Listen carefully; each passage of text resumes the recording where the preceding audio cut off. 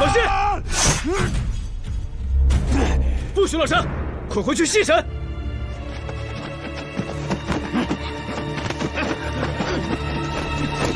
撤！别动！哎呀，7日前颜渊夫病故，这不，南州四子剩下的3位正在为他发丧。南州四子。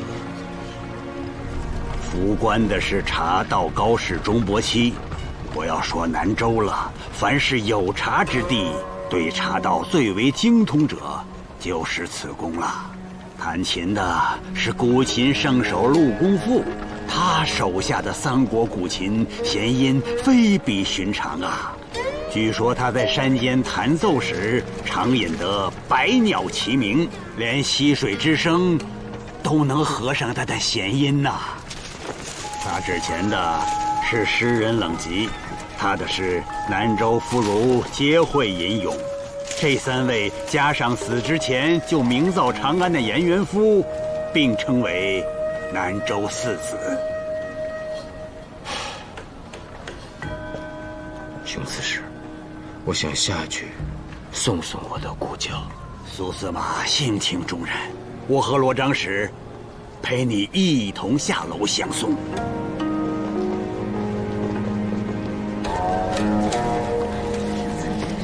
先生，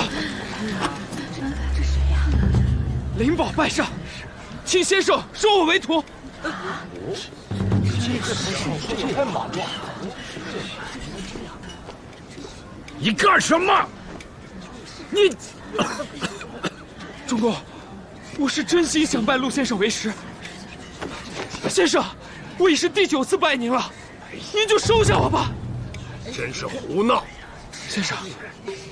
我知道您孤身一人，您要收我为徒，我就是您的儿子，我愿意为您养老送终的。混账！来人，把他给我轰走！放开我！我要拜陆先生为师。先生，您为何不肯收我为徒啊？就因为我曾在青楼弹奏过。先生，您是名士，自当豁达，如何心怀闲情？南州没有第2个人比我更适合当您的弟子了。您若不收下我， 您的琴也可就真成了绝奏了呀，先生！松开他！先生，您是答应了？你刚才问我为什么不收你，好，我就当着南州百姓的面告诉你，不是因为你曾在青楼弹奏过，即便你是天子乐师，我陆公父也不可能收你为徒。 是因为你的琴我听过，你只是个会拨弄琴弦的匠人而已，毫无天赋可言。我之琴艺可以后无传人，但你等这种平庸之辈不配学，你就死了这个心吧。陆先生把话都说明白了，你快让开吧。就是想跟名士学琴，也不先看看自己是不是那块材料，还敢拦宋斌的队伍，这是对严先生的大不敬。你赶快滚吧！ 是啊，咱大不敬啊！赶紧滚吧！滚！还不像话！赶紧滚！你走！快走啊！不识好歹！滚！哎，赶紧走！快走！不像话！陆公父，你不交情也罢，竟让我受如此大辱！你当着我灵宝必报此仇！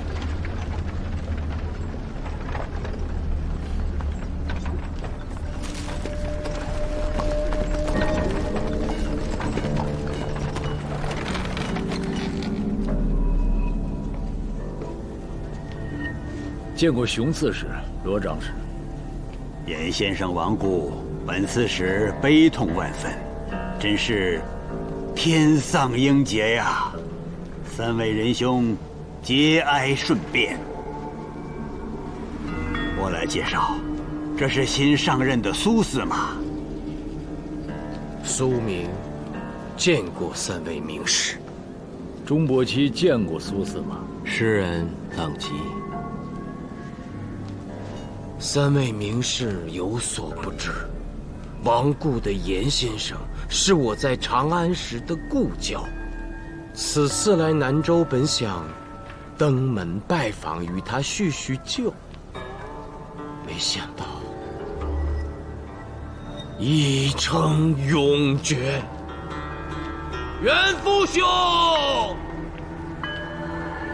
一路走好。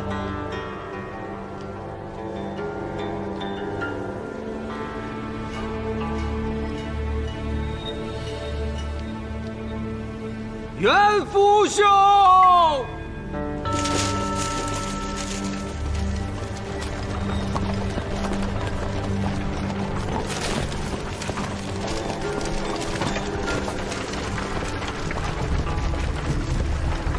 这四位南州籍名士相交多年，情同手足。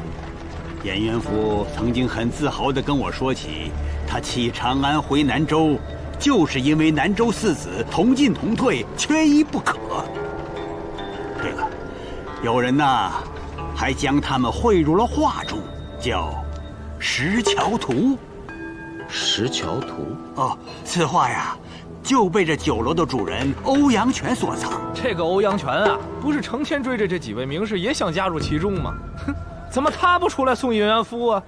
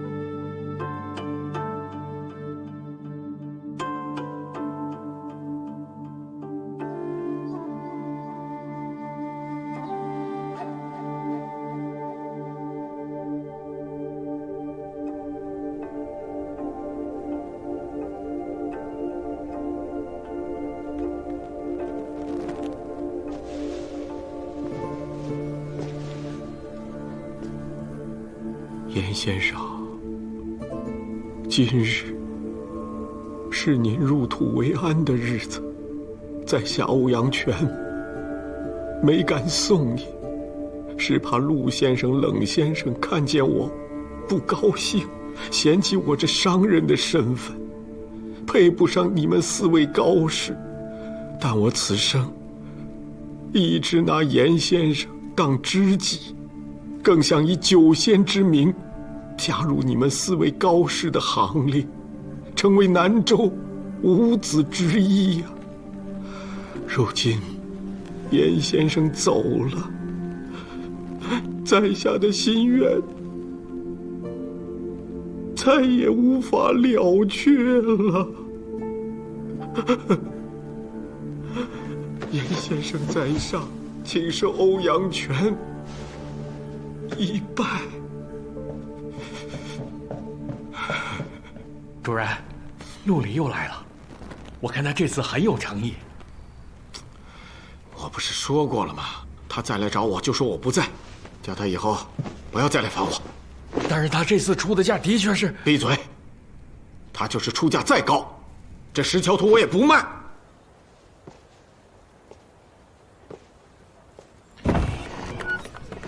啊，出来了！哎，怎么样？这一次的价钱总行了吧？我是帮不上你了啊！你给的好处啊，我也不能要，还给你吧。你，咱们店里的古玩字画也不算少，依我看，这石桥图咱们……你懂个屁呀！如今张轩在长安城已是名声大噪，这幅画已经是价值连城了。你给我记住，咱们店里那些玩意儿都不值一提，整个南州就只有1件半宝贝，这一便是欧阳权手里的《石桥图》，那另外半件便是陆公父的那架三国古琴啊。那古琴怎么能只算半件儿？那古琴和陆公父相映生辉，别人纵使拿到手，也弹不出像陆公父那样的曲子，所以我说，它只能算半件宝贝。怎么样，司马府够阔气吧？你们俩将来无论升官升到哪里，或者被贬官贬到哪里，都请我废机师做先秦官，如何？我肯定把事办得漂亮，让你们满意，就像这次到南州一样。苏无名，快去你的书房看看，喜君姑娘给你准备了特别的礼物。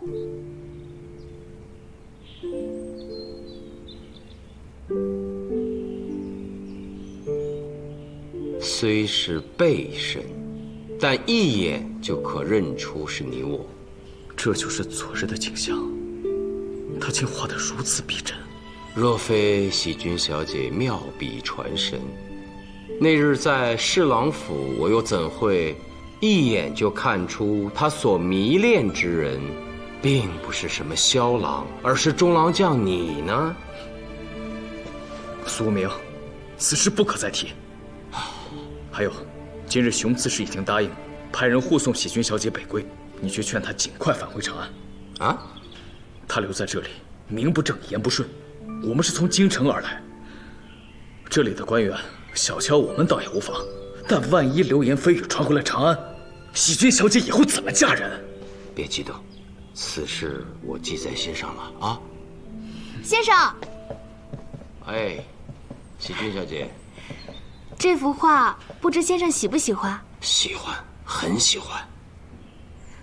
卢将军一路辛劳，我和薛环也略备薄礼。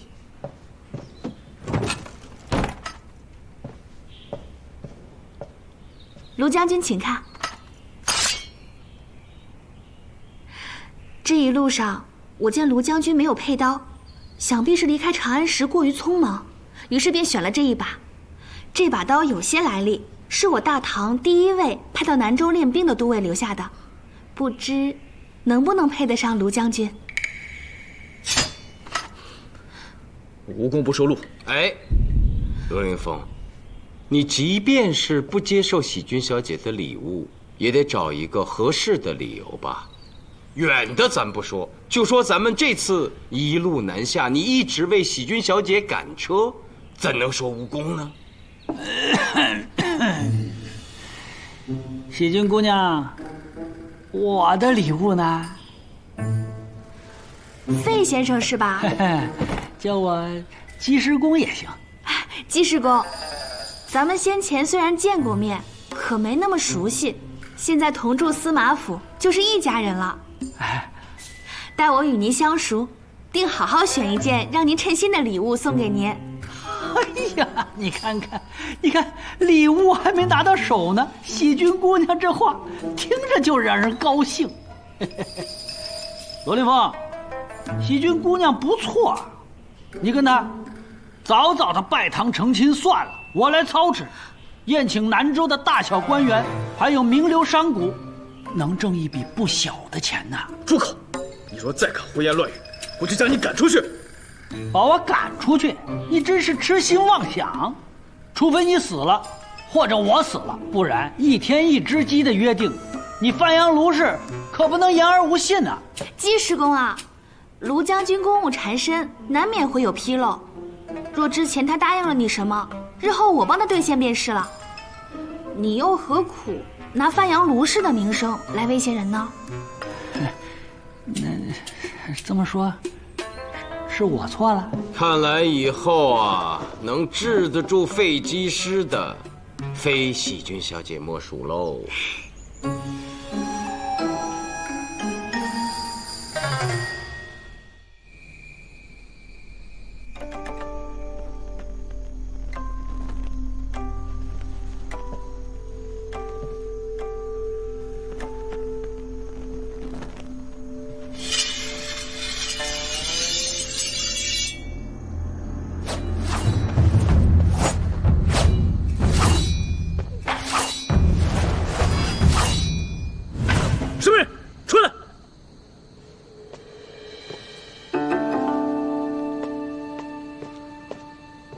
偷偷摸摸的在那干什么？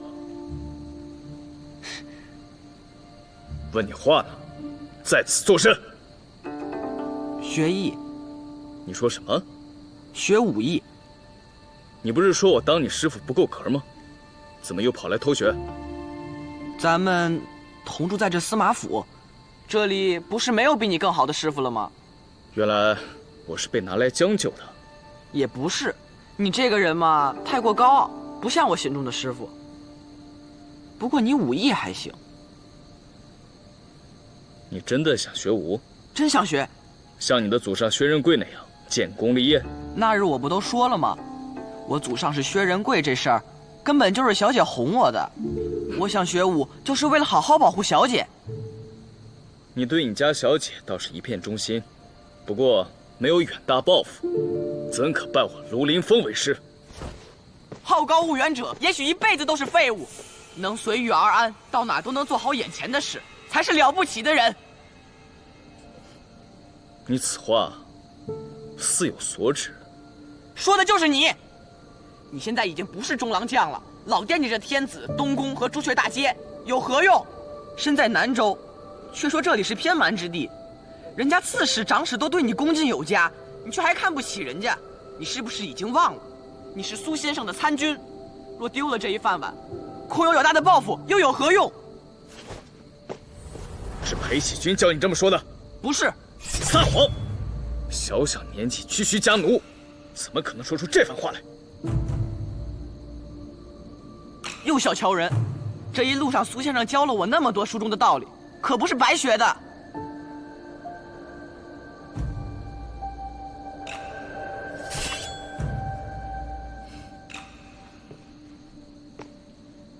真的想拜我为师？想。不嫌我是戴罪之身？不嫌。好，从今日起，每日这个时辰，我都会在此教你武功。是，师傅在上，请受徒儿薛还一拜。苏兄啊，你一路辛劳，不是说好了让你休息1个月吗？您让我休息1个月，我求之不得。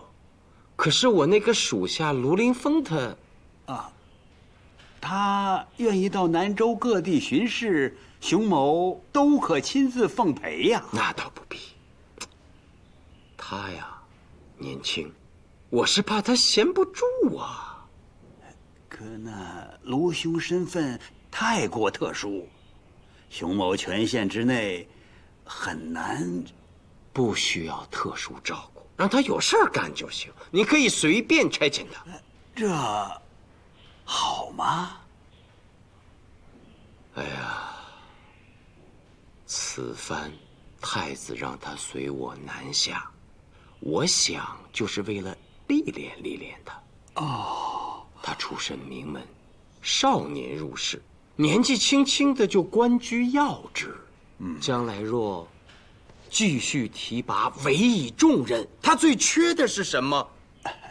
这熊四婶你比我了解啊。本州司法参军的母亲刚刚过世，他正丁忧于乡。不过南州山远水长，朝廷派来新官需要很长时间，可州里又不能缺了捕贼的司法参军。如果苏兄点头，或可让那卢将军暂代该职。司法参军，苏无名，做出这种事来，你觉得对得起朝廷吗？此话何意呀？你装什么糊涂啊！我乃戴罪之身，你跟熊刺史说了吗？这个我还真没说。此事一旦传到长安，岂不连熊刺史也连累了？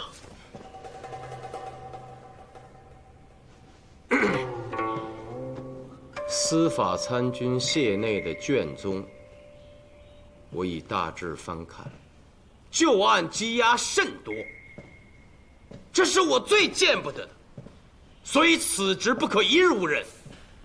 作为司马，我愿意承担前你暂代此官的责任。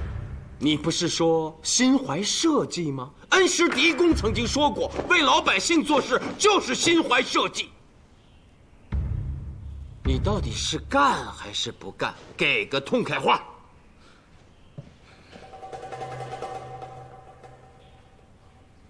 干！哎，但我要搬离司马府。这又是为何呀？留下也可。那你要立刻送裴喜军回长安。既代理司法参军一职，就更不能让人说出闲话。哎，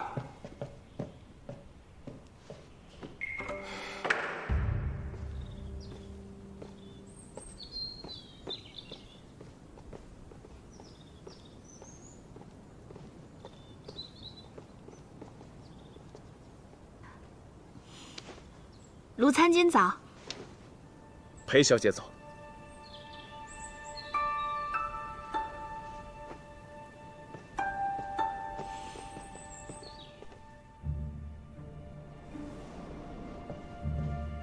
先生叫我。来坐。喜君小姐啊，这南州潮湿不比长安，你应该很不适应吧？昨日熊刺史提起要派专人护送你北归，何日动身啊？先生这是要撵我走啊？多谢师傅。这刀没有刃啊！刀一旦开了刃，就要杀敌。你年纪尚轻，不宜杀戮，先学好武艺吧。今天我们就多练一会儿，以后可能没机会教你了。为什么？你们已在南州逗留数日，不需要回京城吗？若小姐回，你不护送？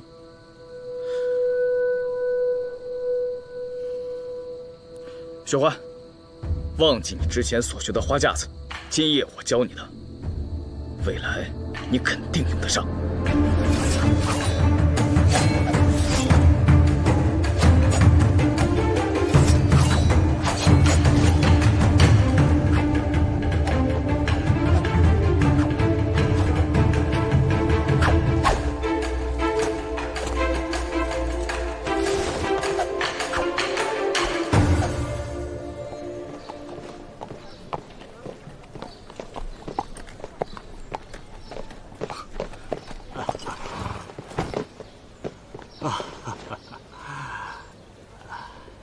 熊刺史大驾光临司马府，怎么不事先知会一声？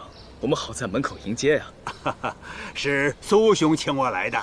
司马府今天有喜事，你不知道。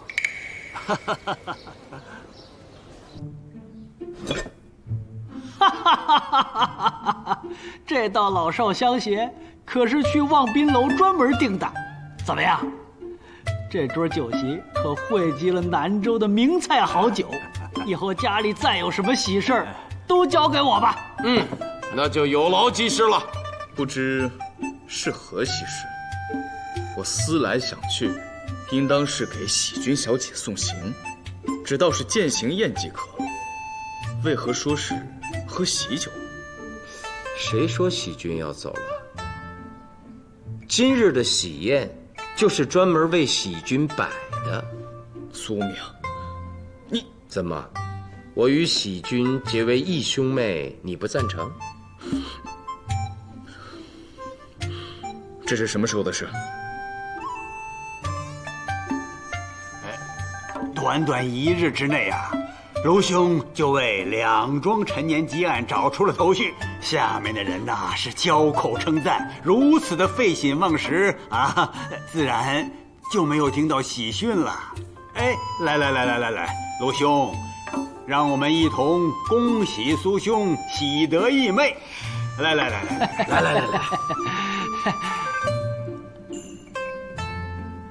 龙凌风，你怎么不端杯啊？别有用心。你说谁呢？苏大司马知道我说的是谁。喜君小姐，裴侍郎之女，裴监既官至侍郎，又掌管吏部要务，那日后多半是要做宰相的。苏明，你这么做不就是为了给自己以后晋升铺路吗？原来如此啊！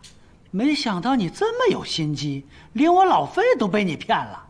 我还以为你是为卢凌风好呢。不是这样的。喜君，卢凌风，人往高处走，就算我苏明要攀附裴侍郎，这有何不可呀？苏明，你真是这么想？你看，连你自己都不相信吧？哎，二位仁兄，这一来二去的，到底何意呀？把我呀都给听糊涂了。苏明，我知道你是煞费苦心，但是你这么做，我只会越来越为难。我与义兄结拜，怎么就为难卢参军了？熊刺史，我和义兄今日是特意请您来当见证人的，鸡师公更是备了这么好的酒菜，我们开席吧。啊，是啊是啊，该开席了啊！等不及了都。卢兄，来来来来。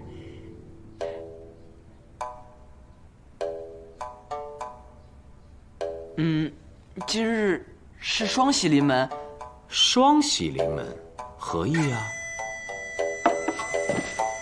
卢参军已收小的为徒，正式传授武艺。昨晚还以宝刀相赠。嘿，罗凌风，想不到你年纪轻轻就当了师傅啊！这么大的事儿你不跟我们说？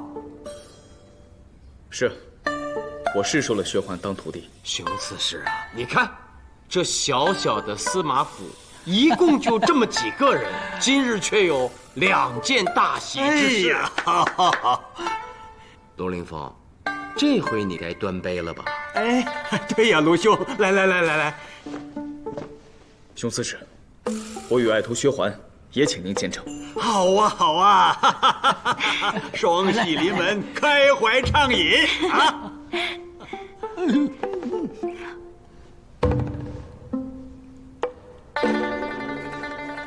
没想到这南州啊，从百姓到刺史，竟人人品茶。那是啊，茶本就是我南州特产嘛。4子中的钟伯期呀，就是以茶道闻名。从种茶、采茶，再到制茶，泡茶用什么水，喝茶用什么杯，包括其间的很多礼仪规矩，都是由钟伯期定的。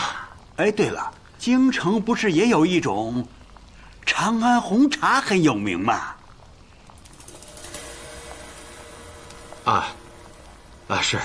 是很有名。刺史，刺史，钟伯期刚刚派人送来信，说秦圣陆公父昨夜病故了。啊！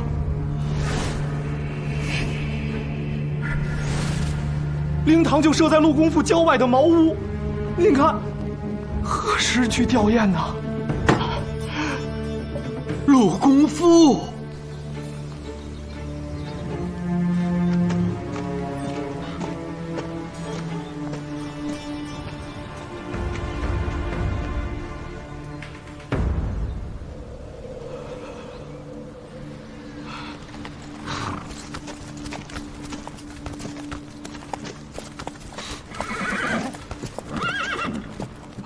欧阳权见过各位上官。你也来吊唁了，为何不进屋去啊？在下是一个商人，害怕扰了名士的清静，告辞。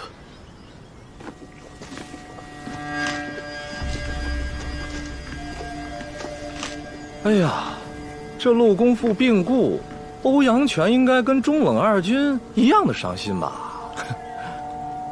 长史此话何意啊？因为他手里那幅石桥图不值钱了呀。不值钱了？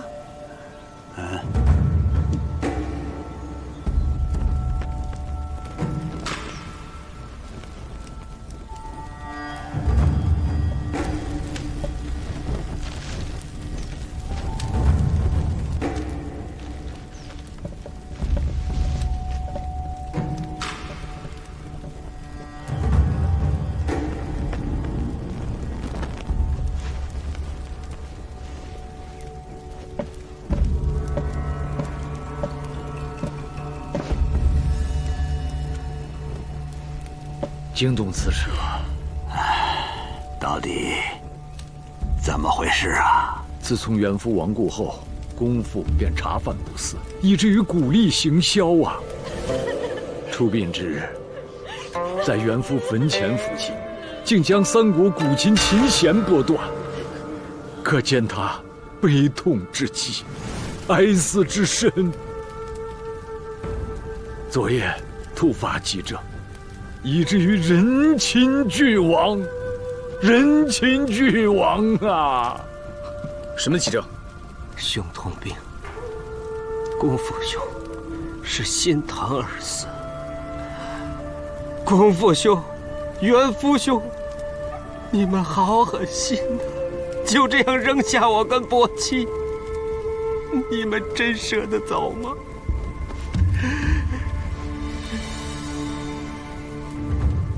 陆公父平日可有仇人？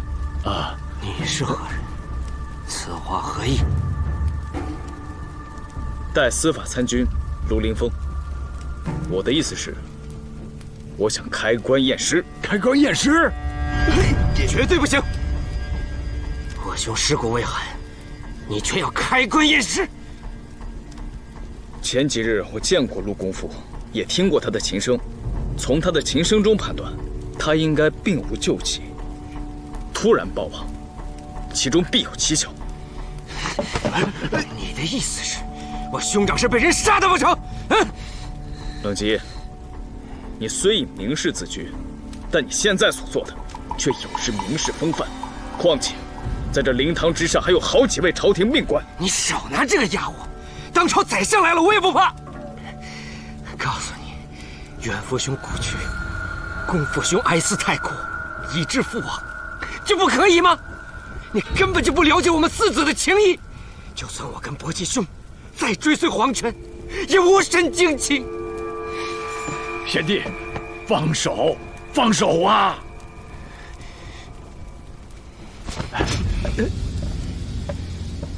你们是不打算让我验尸吗？想要验尸，就从我冷吉的尸体上踏过去吧。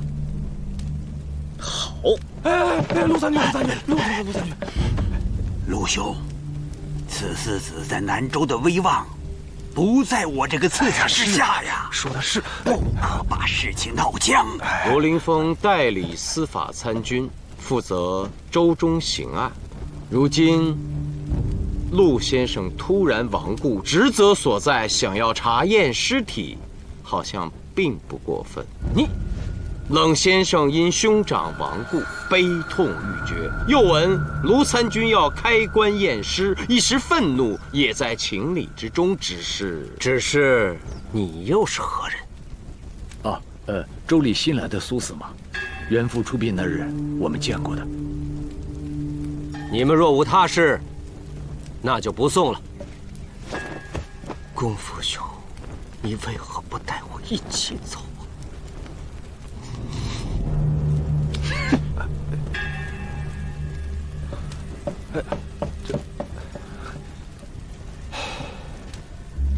二位先生节哀，我等告辞了。啊，熊某也告辞了。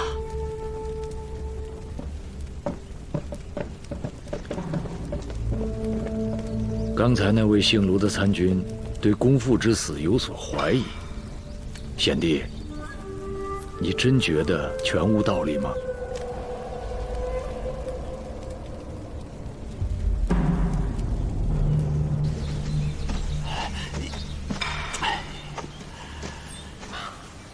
罗兄，验尸这事儿，开口之前，你应该跟我商量商量吧？对呀，你这弄得好生突然，我都不知道该说什么了。刑狱断案，岂有固定之规？哎，你毫无理由，你就开棺验尸啊？卢参军不可能毫无理由就要开棺验尸，对吧？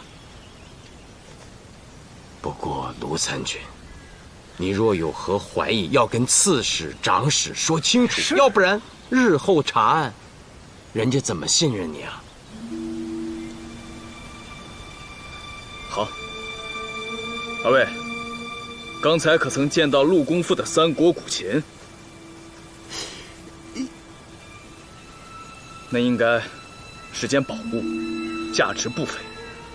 即便琴弦断了，琴身何在？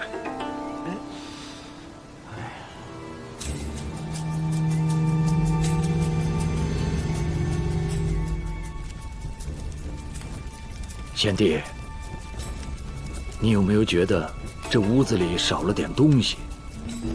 少东西？兄长指的是？啊，功夫的那把琴不见了。这……贤弟，是你最先发现功夫亡故的，莫不是有什么事情瞒着我？兄长，我……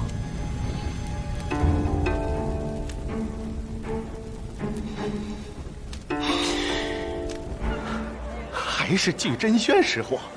陆老板，这鞋可是孔子周游列国时穿过的。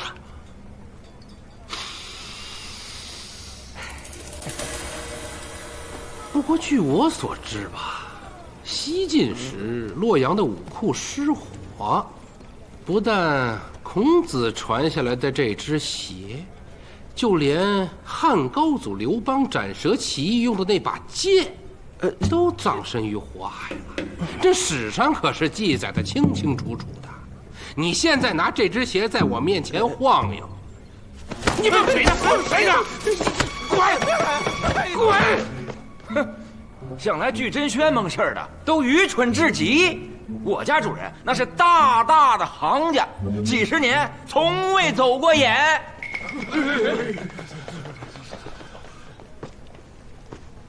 哼哼，南州都知道我陆里有钱，可是他们不知道我从长安来只为一件半宝。如今半件已到手，就等石桥图了。那我多个嘴，那把琴……既然你自己都知道多嘴了，还问？哎呦，主人，您来这南州也4、5年了，哎呦，也真是够不容易的。可那个欧阳泉真是不识抬举，您都去了这么多次了，那价给的，哎呦，我一听都直哆嗦。哎，可他就是不卖呀。那石桥图早晚是我的，我看快了。以后我再也不登门去求欧阳泉了，我让他自己把画给我送上门来。这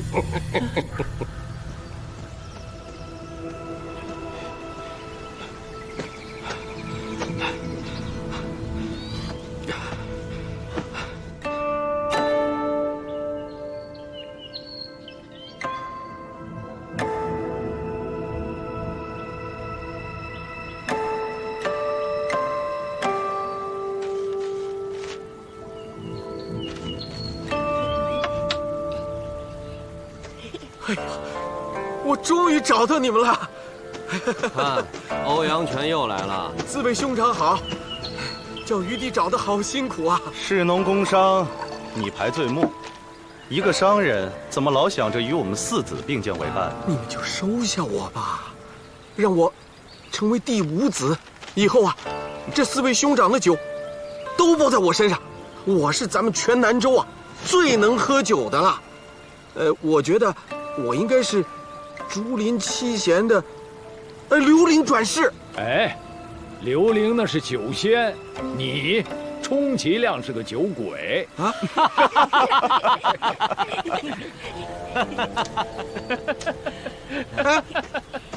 你跟着笑什么笑啊？哼！哎，陆先生，您是个好人，您就帮我说句话呗。什么？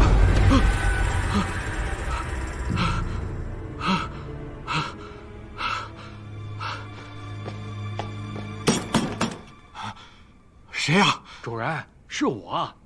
有个新上任的什么代司法参军来望宾楼了，特邀您共饮。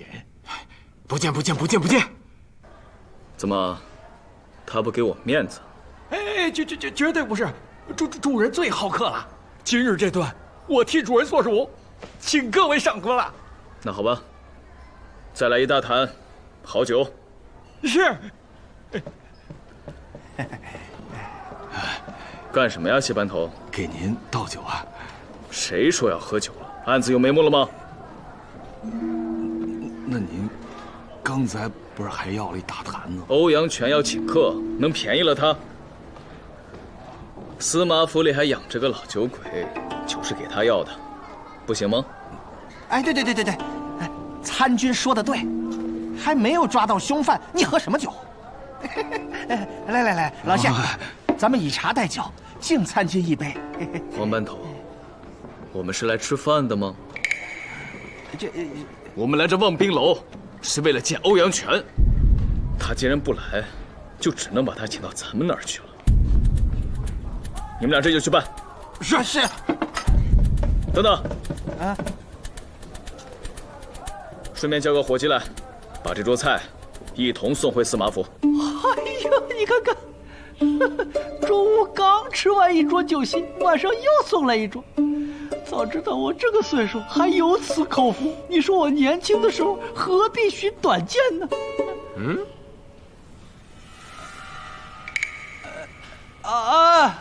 那个罗凌风说他不回来吃饭了，咱们开席吧。看来费技师也是个有故事的人，有机会给我们讲讲。这酒很好，咱们喝酒。酒还是不要喝。今夜我也许有些事儿需要你帮忙。什么事儿？说吧。天机不可泄露，吃完了呀，早点休息。等我需要你的时候叫你。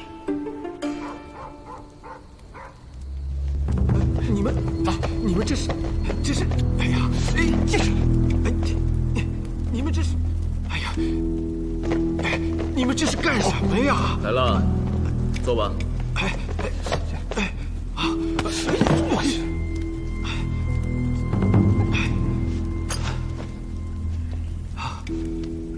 见过卢参军，代理而已。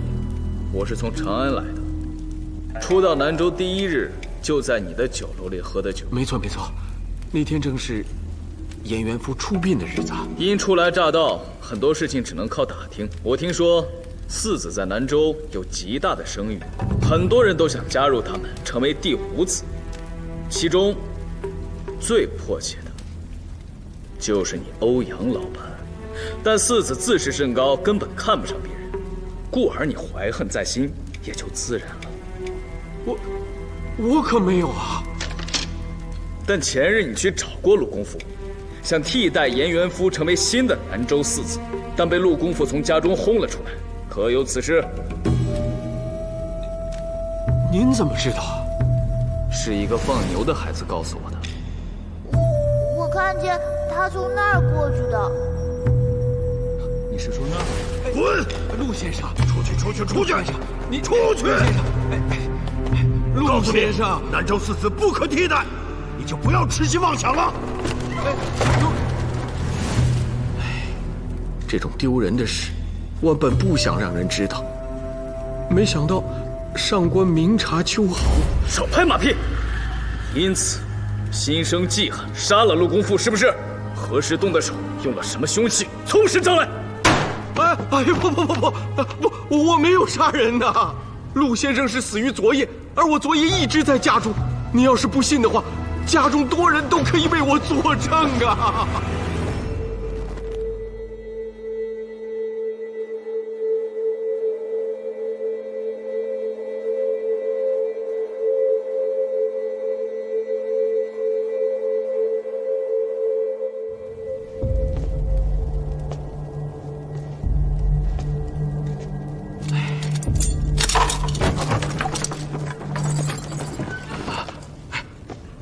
上官，可查清楚了？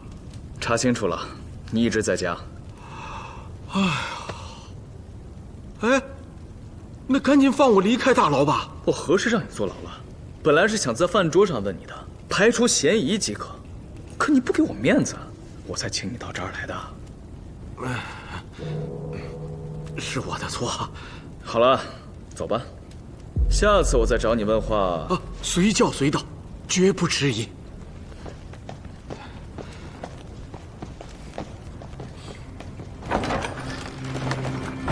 盯着他。啊，盯他可用？他肯定不是凶犯。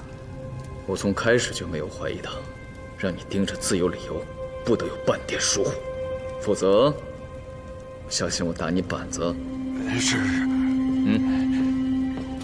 哎，对了，那日想拜师却被当众羞辱的叫什么来着？叫林宝。人找到了吗？还没有。不过这个人嫌疑很大。颜元福出殡那日，有人亲耳听到他说：“陆公父，你不交情也罢，竟让我受如此大辱！你等着，我林宝必报此仇！”我派人去林宝家，却扑了个空。他好像是躲起来了，不过他有个相好的，是紫霞楼的头牌。我已经让人把紫霞楼给围了。你这样抓得到人吗？赶紧叫人撤了。是。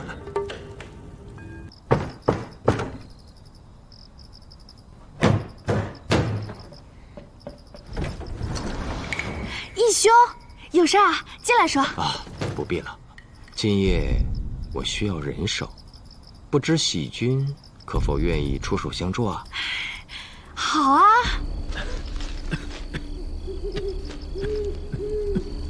兄长，你现在就回去休息吧。这样不好，岂有把功夫扔在这里的道理？这不是还有我们吗？功夫入土为安之前，你我的身子可千万不能垮了。这样，今晚我盯着，你现在赶紧回去歇息，明晚你守着便是。也好。但愿功夫不会怪我。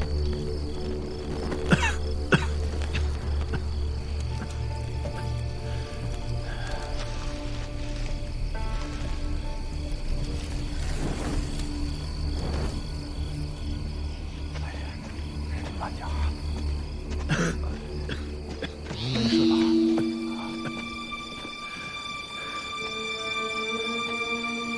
走了走了，该咱们了。这可太好玩了！等一下，骑士公，我再给您补一补。好。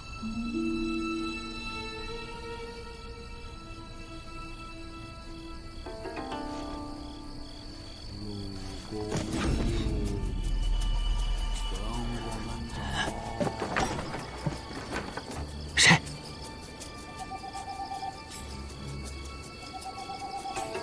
莫非幻听了？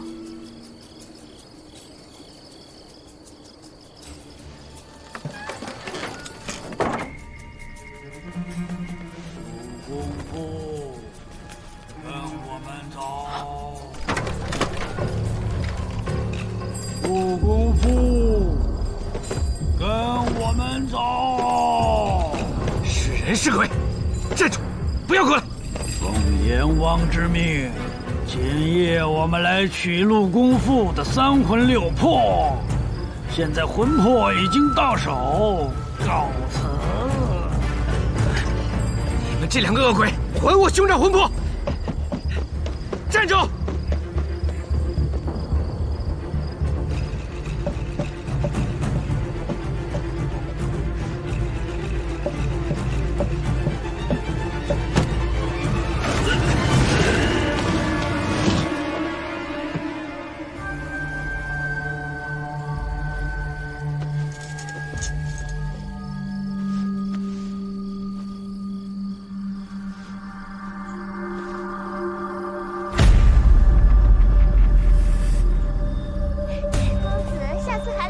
放心吧，美人，快回去吧。老板娘，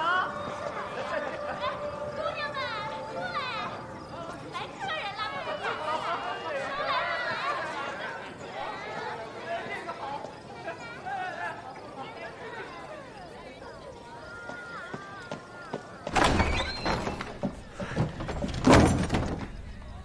阿满，阿满，上跟我离开南州，快起来！林宝，还不束手就擒！小月哪条路上的？大路上的。你是谁家的孩子？别胡闹了，赶紧回家去！我不是孩子，我奉师傅之命来捉拿你。哎呀，你捉什么捉呀？你这刀都没开刃呢！你站住！哎呀，紫霞楼上上下下我也看过，没有官差，就你个小孩子，想活命赶紧给我滚开！你别误我正事儿。好，我告诉你，你的刀没刃，我的匕首可有刃，我杀过人的。我擒的就是你这个杀人凶犯！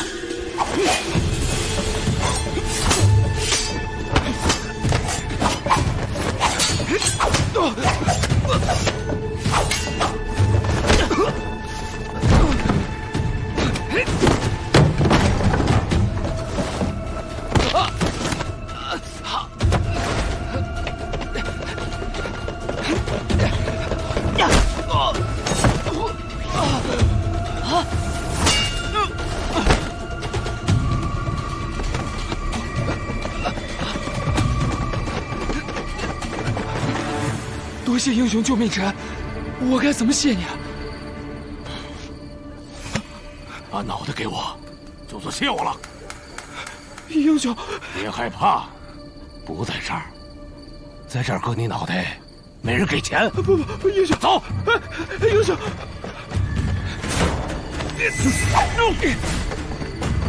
住手！住手！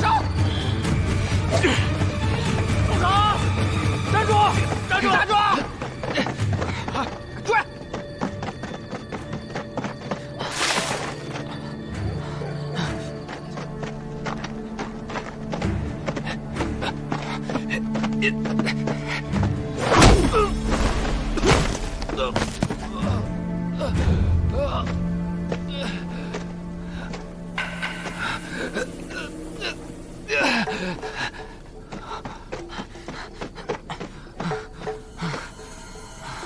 师傅，他就是林宝。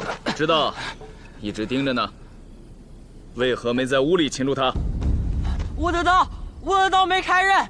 抓一个琴师，一根竹竿就够了。接着，师傅看着你擒贼。是。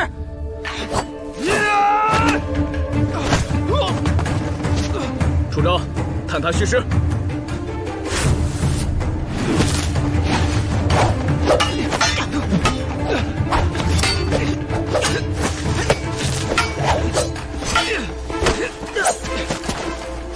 我说的嘛，这个琴师还练过2下。他脚崴了，攻他下侧路。明白。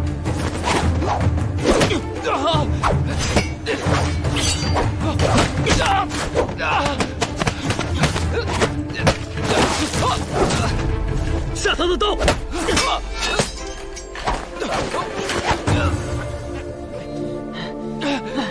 师傅，擒住了！站住！站住！我让你放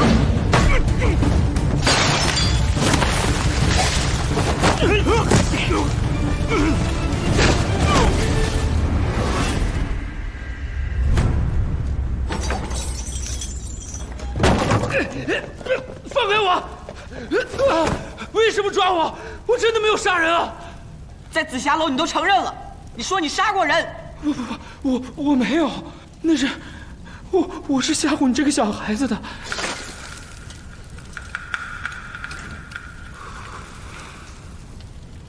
秦师来这一趟可不容易啊，把能用的家伙都给他用上一遍，不然他不是亏了吗？嗯？我找。那时百事不成，丢尽了颜面，我就起了歹意，要报复陆公府。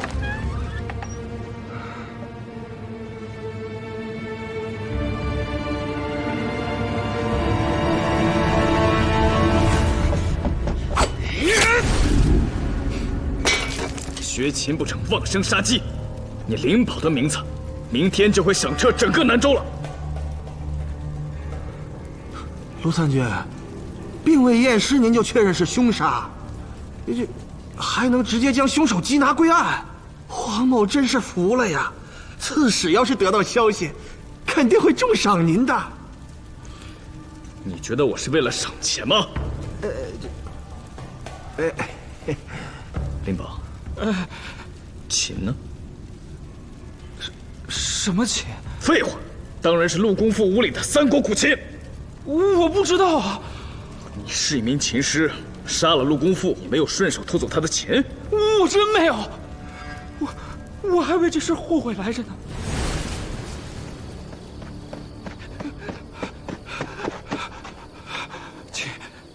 琴。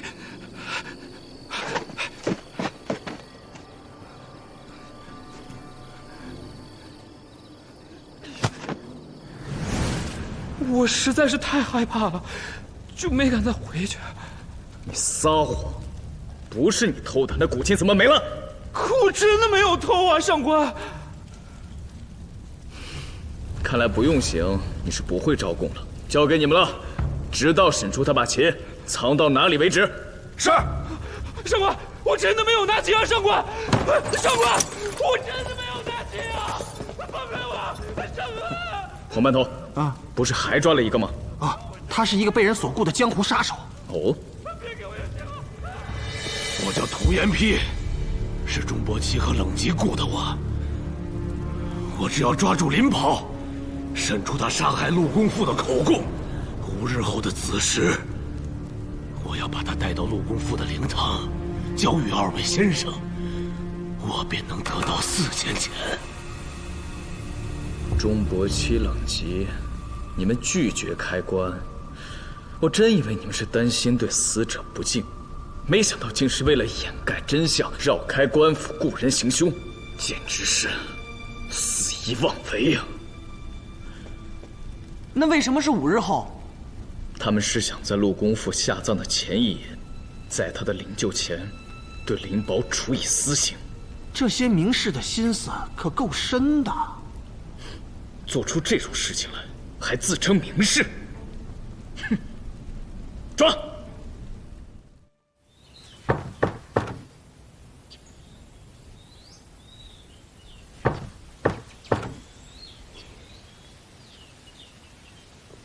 义兄起得这么早？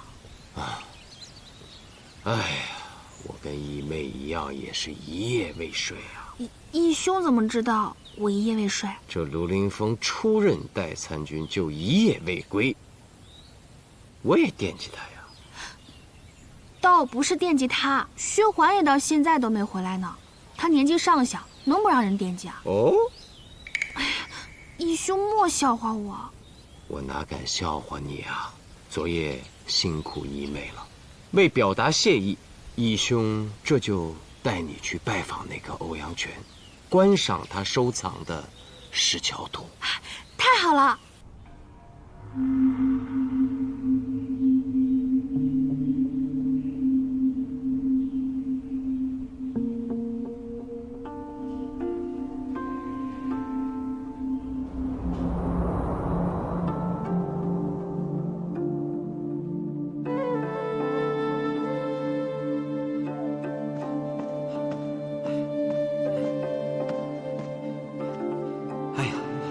四位哥哥在这儿呢，怎么不叫上我救些欧阳泉呢？欧阳泉，还我命来！就是你这酒鬼商人，害死了我2位兄长，我要你偿命！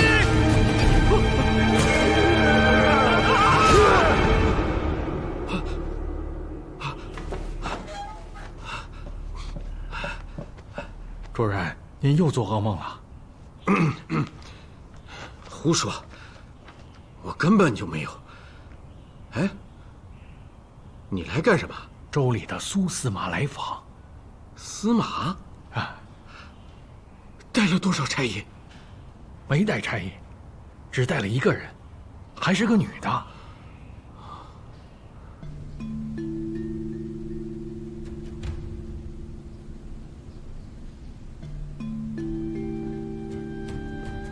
哎呀，苏司马登门，真是令寒舍蓬荜生辉呀！欧阳老板，我们是不是来得太唐突了？哎，上官到访乃是我的荣幸，哪来的唐突之说呀？那就好。哦，这是我的义妹喜君。啊，幸会幸会。多有打扰。此番带义妹来，是想欣赏一下您收藏的石桥图。啊？怎么，不方便？哎呀，真是不巧啊！那幅画，昨日我把它卖了。卖了？啊？不知卖给了何人呢？卖给了一位经南州要去洛阳的波斯商人啊。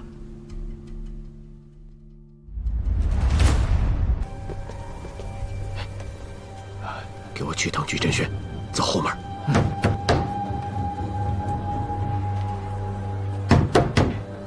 谁呀？大清早的砸门，我家主人要见陆离。欧阳，哎呦，快请快请。陆老板，你心心念念的石桥图，我带来了。义兄，那个欧阳全说的并非实话。你这么肯定？来我大唐做生意的波斯人、大邑人和粟特人，都是以品鉴和收受珠宝著称的。对字画感兴趣的，即便在长安我都没听说过，何况在南州。再说我们只是观赏而已，又不跟他要，他为什么要撒谎呢？我想恐怕是跟画上的南州四子相继离世有关。大家会觉得这幅画不吉利，不值钱了。苏先生，苏先生，薛环，怎么了？我师父已将命案探破，并且派人请了刺史、长史，你要不要一起去啊？哦，熊刺史、罗长史、苏司马，陆公父并不是因犯急症胸痛病而死，更不是因为哀思颜元夫伤心过度而亡，他是被杀的。当真如此？陆参军，得出此结论，你可一定得能服众啊！还请三位与我一同前去验尸。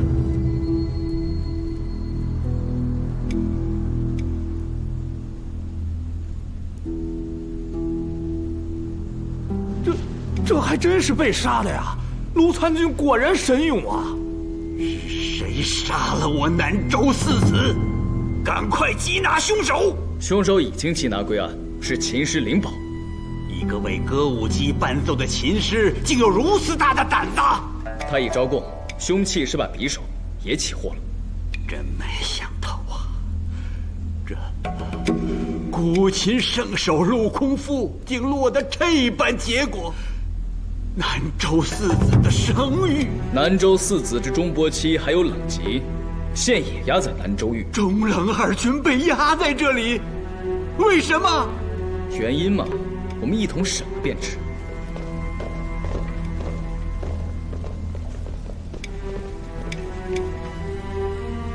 见过熊刺史、罗长史。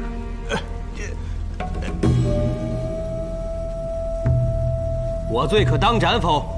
若斩，快些！我要去陪元夫公父，迫不及待。偏居一隅，自称名士，哼！事到如今，还如此颐指气使，你们的眼里还有国法吗？跟上来！快走！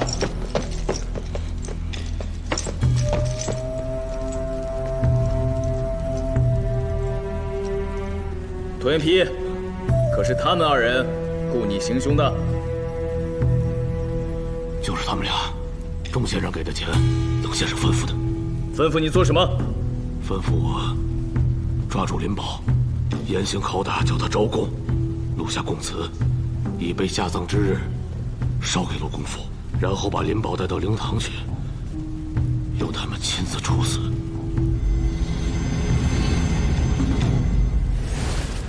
公父竟然是被人害死的！这件事情你为什么要瞒我？那晚，我与你喝完酒，你说你身体不适，我却没有尽兴，在城里找了一个酒肆，又喝了一个时辰。可是没有酒友，喝的实在没意思，所以我便拿着酒出城来找功夫兄。功夫兄，这么早就睡了？快起来，跟兄弟喝酒！快起来，起来呀！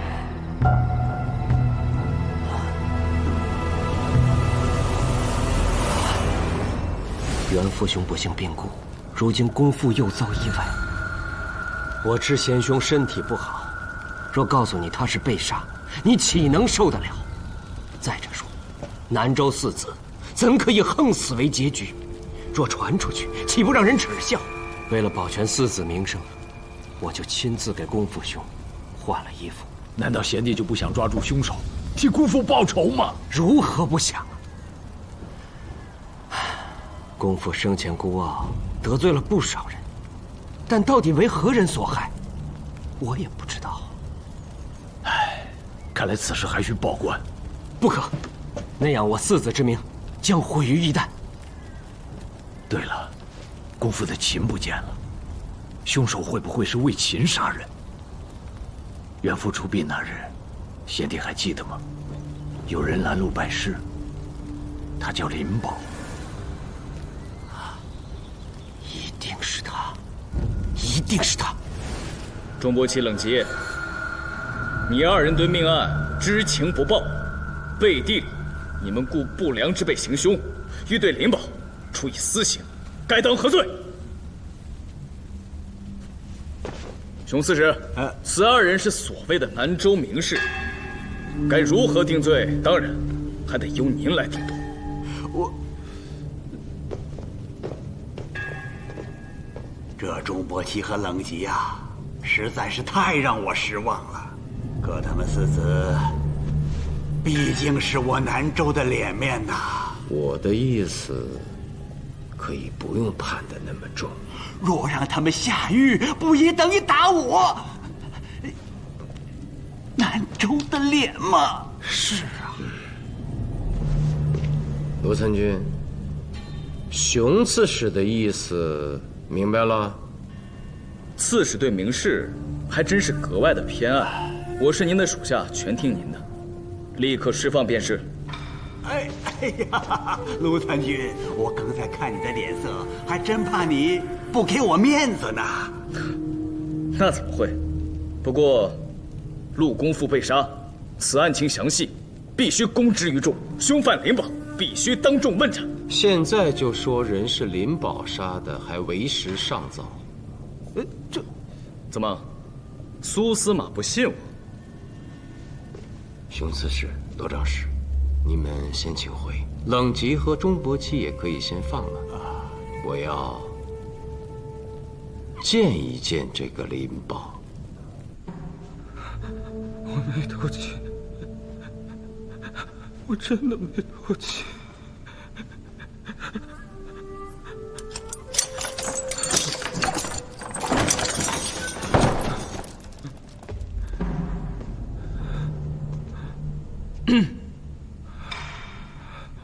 我是杀了陆功夫，但我真的没有偷情啊。反正我已是死刑犯，只等一死，不要再给我上刑了。林宝，我是新任南州司马苏无名，我只问你3个问题，你需如实回答。那夜你潜入陆宅是什么时辰？想好了再说。不用想，粥是烧过。你确定？我潜入他家院子的时候，正好传来了打更的声音。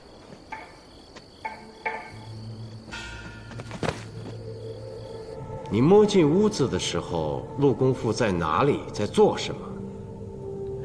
在床上仰面睡觉。最后一个问题，你用凶器刺杀陆功夫的时候，他有何反应？记住，必须如实回答。我当时一匕首就刺进了他的左胸，他应该是直接就死了，没什么反应。我问完了。苏明，你如何判定凶手另有其人？如果是活着的时候被利刃所刺，伤口色鲜横阔，肉皮紧缩，四周有血印。若肉痕齐整，则是死后刺入。此外，死后刺入肉色干白，那是因为人死后血脉不通，这你不知道吗？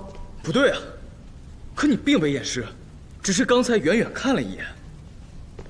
你又没有日夜盯着我，怎么知道我没有验尸啊？可陆公父的尸体，我是在抓捕林宝后才运进这南州狱的，随后我一直盯着。是吗？那我问你，仵作验尸后怎么说呀？这你就没有找仵作验尸，对吧？那日冷极不让你开棺，你就想先抓到凶手，倒推案情。林宝招供，拖延批被抓，你就迫不及待的请来熊刺史和罗长史，就是想让冷极和钟伯期难堪，对吗？陆凌风，你太自负了。我是想，我没请仵作，你自己验尸，你可否发现陆公父颈下的勒痕？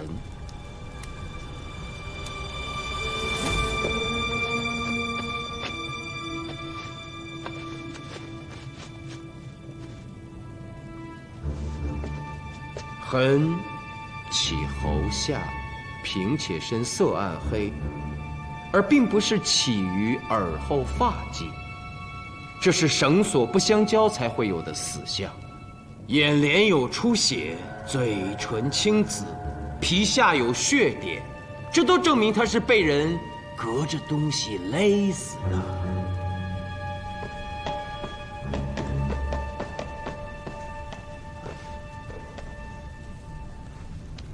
苏司马，我这个代司法参军犯下大错，请立刻将我革职。刚才林宝说琴不是他偷的，怎么？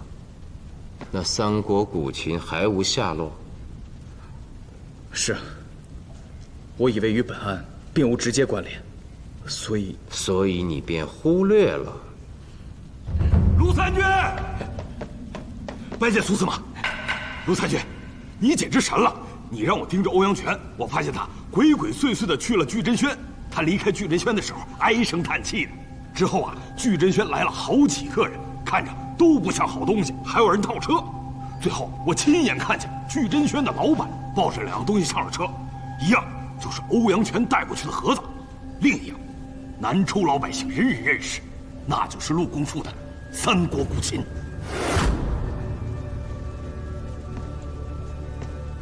陆凌风，我还以为你把这么重要的线索给漏掉了。那盒子里装的应该就是石桥图，欲破此案，一图一琴至关重要，速追。是。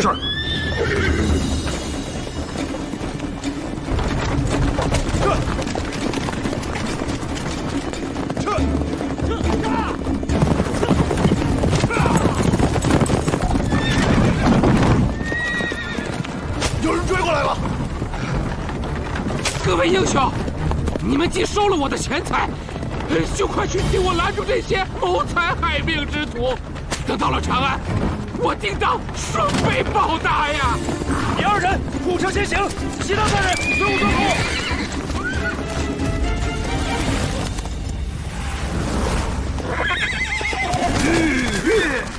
我乃南州司法参军，尔等让开！卢参军，跟这些人没理可讲。杀！杀！杀！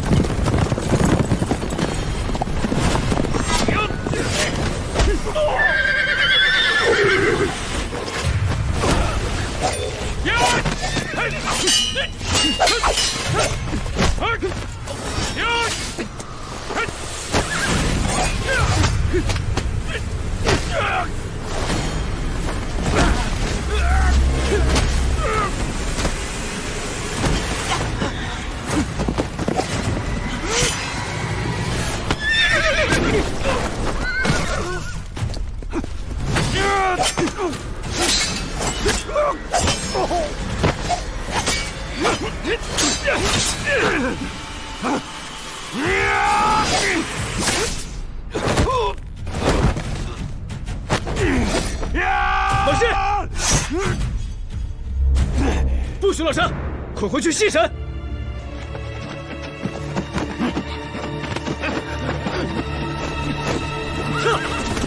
别动！撤！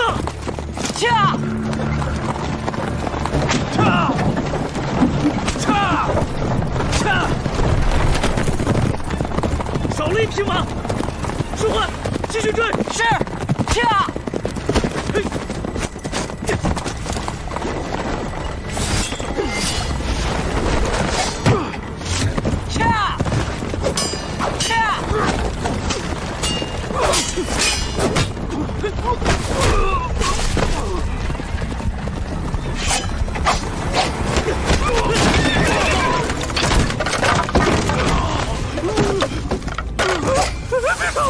别杀我！我就是个车夫啊！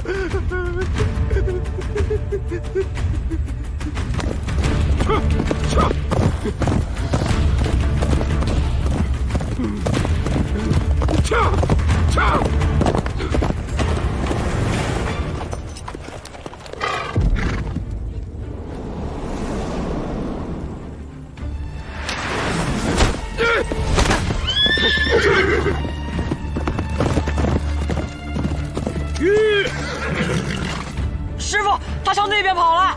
你没事吧？我没事。撤！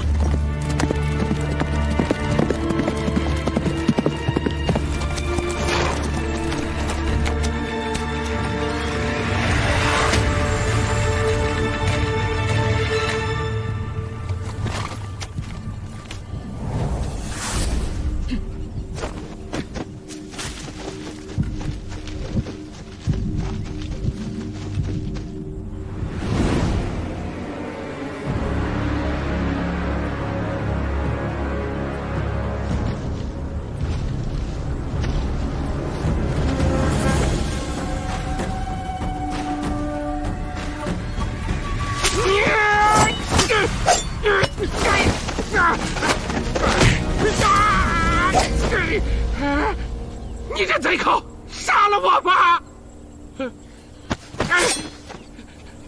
你说谁是贼寇？若非谋财害命，你追我干什么？我的钱全在这儿，你拿去便是了。放肆！我乃南州代司法参军，陆公父的古琴与石桥图何在？我怎么知道？师傅，他藏在这儿了，这儿，这里。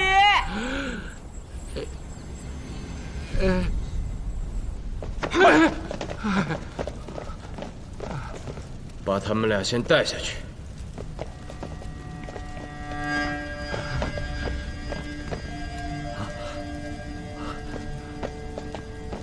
快传！看见了吧？苏司马已经先行预审，你就从实招来吧。我可没杀人呢，我确实是想得到那幅画，可我没杀人呐。那你为什么要逃离南州，还请了刀客护送？我想尽快到长安把石桥图给卖了。倘若那颜元夫和陆公父的死讯传到了长安，这幅画就卖不上好价钱了。至于请刀客护送，那是怕这一路上有山贼劫盗。石桥图，你花了多少钱买到的？3万钱。3万钱？司马上官刚才不是审过欧阳全了吗？我说的可都是实话呀。先前你出15万钱我没有卖，如今我也把玩够了，你再给个价，合适的话，这画你就留着。哎，这儿怎么多了点东西啊？这里原来就是乱石和竹子呀。哎，你没有去过石桥山吗？不对，欧阳全，你不会拿一幅赝品来糊弄我吧？我说你懂不懂画啊？这张轩的作品讲究的是布局、人物功力，笔触细尽圆浑，所以右下角的乱石和竹子一定有问题。哎呦，我实话跟你说吧，因为我存放不当，这块儿被水浸泡过，留有水渍，所以我就动手给补了几笔。你，欧阳全呐，欧阳全，你知道你都做了些什么吗？你把张轩的这幅名作都给毁了。那事已至此，你开个价吧。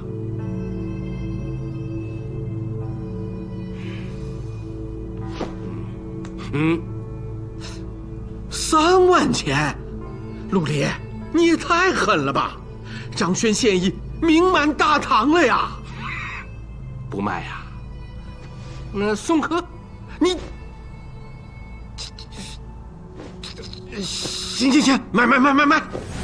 陆离，你多年求购此画，欧阳全却一直不肯卖，我有理由怀疑是你杀了陆公父啊，造成石桥图不吉利的假象，迫使欧阳全主动低价割爱。没有，我真的没有杀人呐！那陆公父的古琴你是怎么得到的？别编瞎话！那琴是我拿回巨珍轩的，是从陆公父家里拿的。拿？偷的？怎么回事？说清楚。我有个相好的，住在城外，离陆公父家不远。那晚我从他家出来后，正好经过陆宅，酒后口渴，看大门未关，便想讨口水喝。陆公，陆公可在呀？哼，也喝酒去了。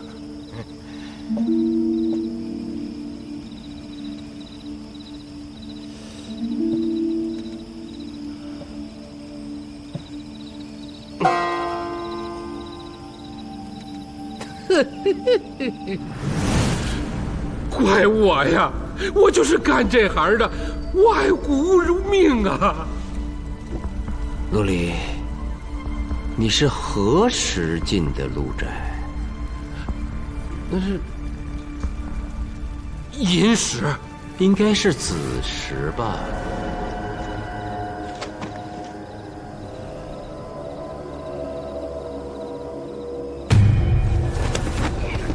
陆公父是被你勒死的，然后你又将他的尸体拖至卧房内，摆放成正在安睡的姿势。没有啊，上官，我真的是在寅时才路过陆宅的。我那个相好的米氏，她的男人是个更夫啊，我每次跟他幽会都是寅时才离开的。上官明鉴，上官明鉴，上官呐！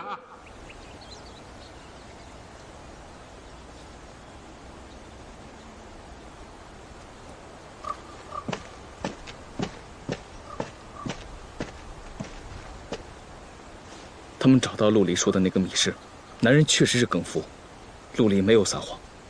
他离开米氏家的时候，已经寅时。哎呀，此案越发的不简单了。凶犯应该已经进入了我们的视线，或许只是我们漏掉了某些细节，所以才没有发现他。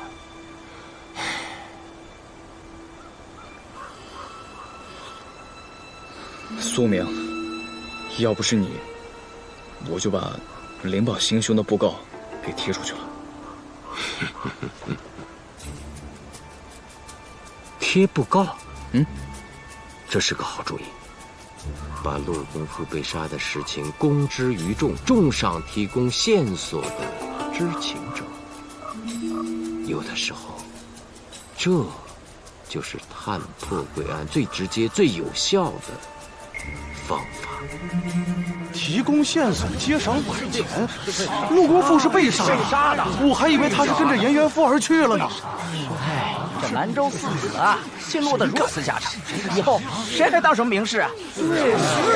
哎，你们看啊，重赏知情者，哎，这在南州可是头一回啊！是啊，走，记得啥呀？别着急，喝口水，慢慢说。啊，好。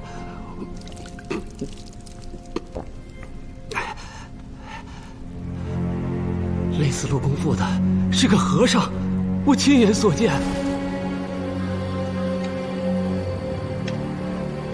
陆公父不仅是个名士，他还是个善人。若在城里我讨饭没能填饱肚子，就去他家后窗敲一敲，他就会给些吃的。有时啊，他还把从酒席宴上带回来的好鱼好肉从后窗递出来给我吃呢。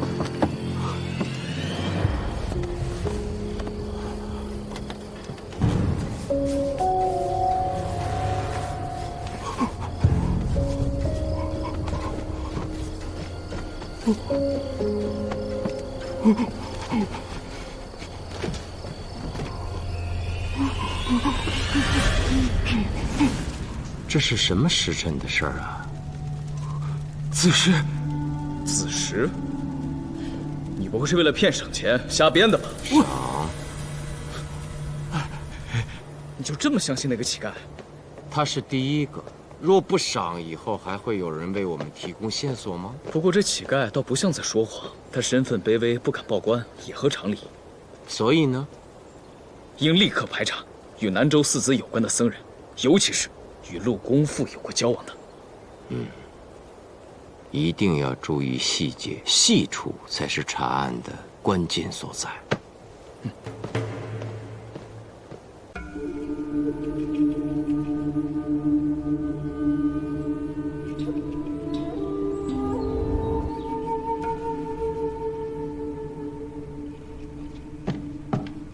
你们在干什么呢？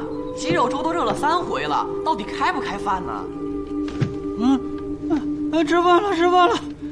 我刚听说是鸡肉粥，鸡师最爱喝了。好了，吃饭了。这画看了一上午了，也该还回去。等一下，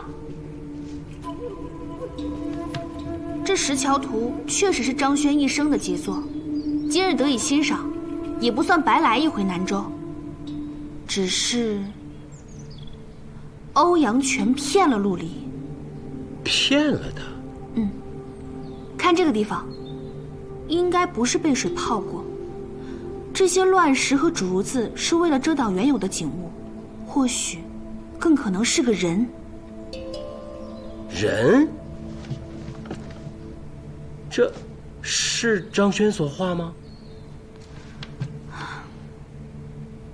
应该不是，从墨迹上看，应该是后加上去的，好像是一个奔跑而来的人。这明明是乱石和竹子，你从哪儿看出来是个人？从此处看，改画之人必懂画。这个地方只有添加人物，才不会破坏整幅画的神韵。你完全是凭想象，有何证据？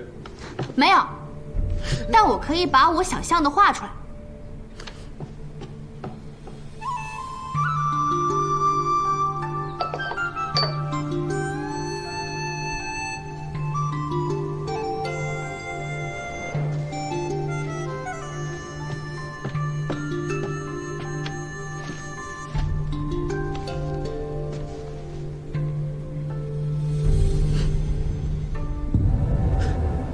你画的不就是欧阳全吗？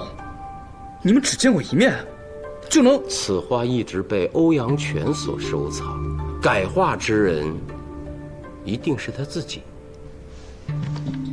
若真如喜君分析的那样，这里原本有个人物，那必是欧阳全无疑。他是想通过这种方式了却自己成为第5子的心愿。若此画传世1000年，又有谁会知道到底是4子还是5子呢？欧阳全用这种笨拙的方式获得不朽，倒也真是可悲可叹啊。欧阳全就像那灵宝对南州四子由慕而怨，再生恨。不对啊，陆公父死的那日，他在家，我看过证词了。我也看过证词，可证人都是他的家人，只是说在后花园宴客，通宵达旦。但到底请了哪些客人？客人的证词何在？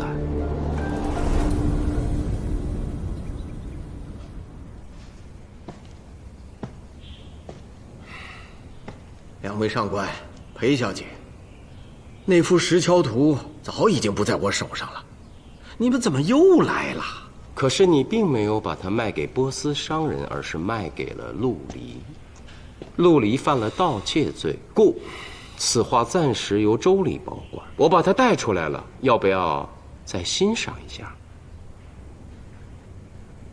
这幅图我已经欣赏把玩了15年了，可以说与我朝夕相处。但如今已经割舍，永不再看。送客。站住！本参军非要你看不可。你这是何意呀？欧阳权，还是看看吧，看看此画与你卖给陆离时有何不同。把画打开。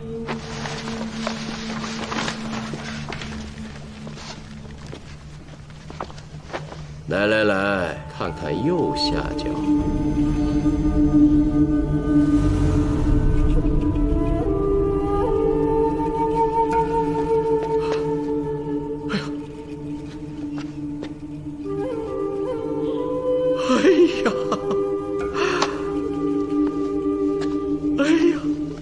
这是何人妙笔啊？这画的比我好的太多了。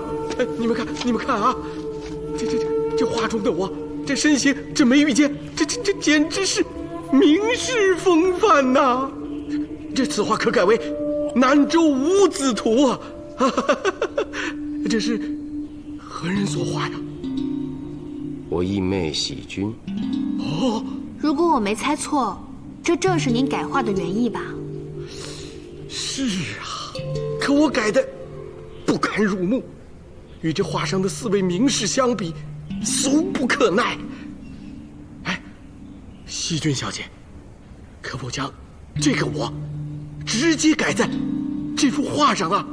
我愿出重金酬谢。对了，这石桥图现在已经不是我的了，我要把它赎回来，我要出15万钱。宋司马，这可否成全呢？欧阳权，你想加入南州四子，竟如此执着。对呀，这是我此生最大的心愿呐。故被陆公父拒绝，赶出家门之后，由绝望而萌生杀意，假意在后花园宴客，却不准其他人进入。此时再翻墙而出，又借城墙低矮，潜行到郊外，再对陆公父痛下杀手。哎呦，陆参军，你说的我确实想过，我甚至在梦中都实施过。可是我对4子之情由不得我下手啊。要不这样吧，只要是喜君小姐答应我，用你的妙笔把我加在这幅画上，我便认罪，我愿立刻伏法，只求临行时让我抱着这幅画。陆公父死的那晚，就是你们4个与欧阳权在这里饮酒作乐的。欧阳老板给了钱让我来，我不好意思不来呀，你说是不是啊？他还让我监察品茶，这我哪会呀？燕元府的真迹我从未见过，我都不知道该如何下笔呀。我就是一个弹箜篌的，他非要我弹什么古琴，你说这不是为难我吗？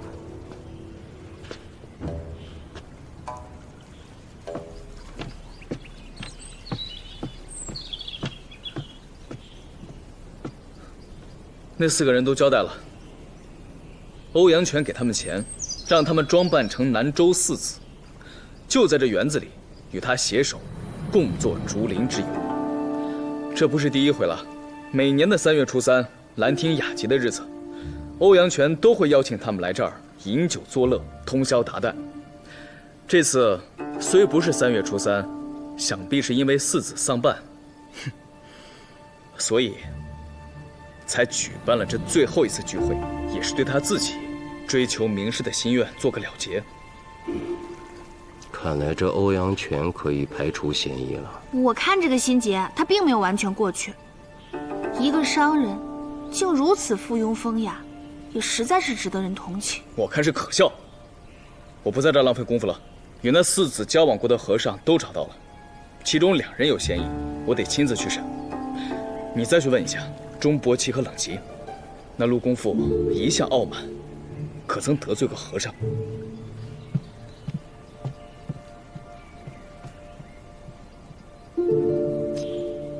哎呀，从性格上看，这卢凌风和义妹真是大相径庭啊。所以呀，要想使卢凌风像义兄一般心思缜密、断案如神，我才是他最好的帮手啊！哼。卖梳子，卖梳子啦！这位大哥，买把梳子吧。去别处卖去。这个是自家做的桃木梳子，驱鬼辟邪的。再好我也不要，赶紧走远点，不然的话，我会挨板子的。快走！哎，买一把吧。哎呀，快走快走吧你！这里就是钟府吧？你是？新任南州司马苏明想拜访钟先生。原来是上官呐。不过，我家主人和冷先生正在监察呢，这恐怕什么？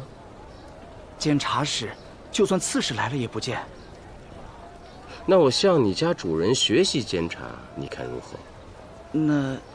那容我去通禀一下。不用，钟先生乃名士，自放达不羁，我直入其察室，他是不会生气的。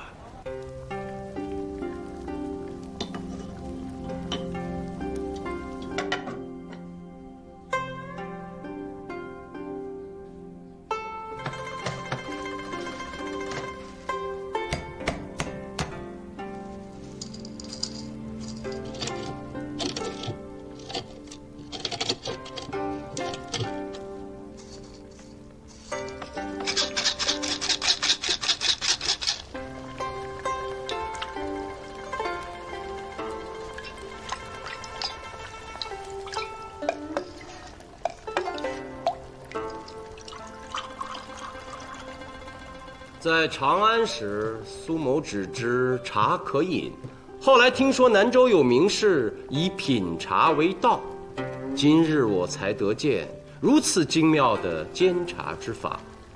伯期先生不愧是茶艺大家。我兄乃南州4子之首，这饮茶之道，就是伯期之道。今日冒昧登门，就是想告诉2位先生，杀死陆公父的，并非林宝。那是什么人？现在还不知，只知在林宝刺出匕首之前，陆公父已死。公父苦也。若抓到凶手，我当将其碎尸万段。2位先生，节哀。司马何时才能抓住凶手？现在还不知道。我此番前来，也是想向2位先生了解一下，陆公父生前可有仇家，尤其是僧人。公父向来独居，性子孤僻，与人结怨或有可能，仇家，我不以为有。僧人仇家就更没有了。公父慈悲，僧人朋友倒是有几个。兄长，钟先生这是病了，可曾看过郎中？啊，救济无妨。我有个朋友深谙医术，随我从长安来，要不让他给您看看？谢谢司马。不必了。司马既然来了，就请坐下品一碗茶吧。那2名僧人也排除了嫌疑。南州境内大大小小的寺院，我都走了一遍，也没发现什么线索。那会不会是经过南州的云游僧人行的凶啊？也不是没有这种可能，但缺乏行凶的动机。陆公父最值钱的就是那古琴，其他财物也并没有丢失。这么说，此案此案暂时陷入了僵局，也许得多些日子才能找到真凶。苏司马这话等于没说呀。啊，不过这也正常。虽说你是狄公的弟子，但毕竟也不是狄公啊。此案一直由我查办，与苏司马何干？你，长安也是有消息能传到南州的。刺史啊，要我说，这个司法参军卢兄就不要代理了。他也是当过中郎将的，不在乎这么个小官儿。你我可别自找麻烦呀。二位说是不是？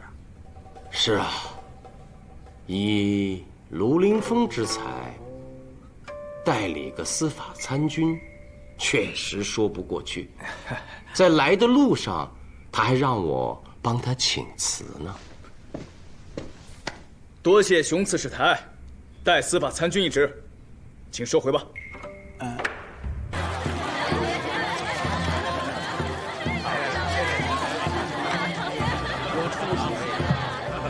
恭喜恭喜啊！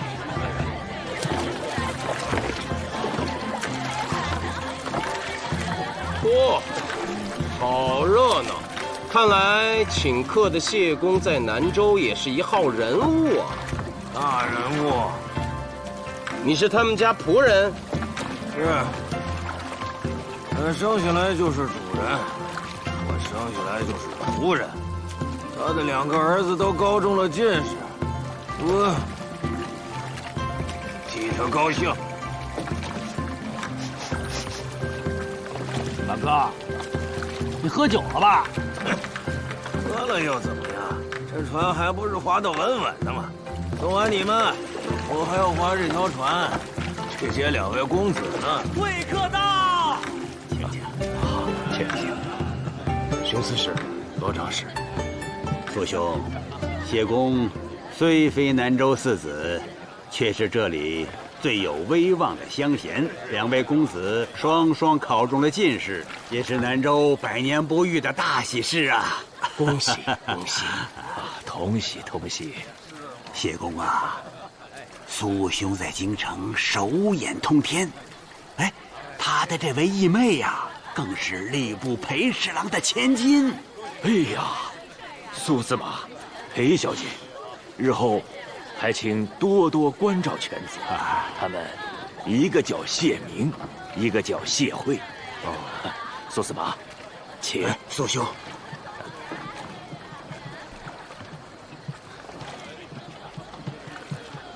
卢参军，谢叛徒，你怎么在这儿？这是我本家叔叔啊。哦，你也姓谢，请，请。2位公子来啦！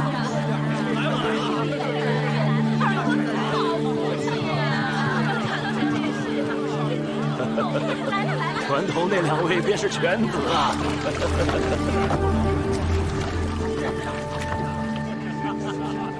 这2位公子好像有些……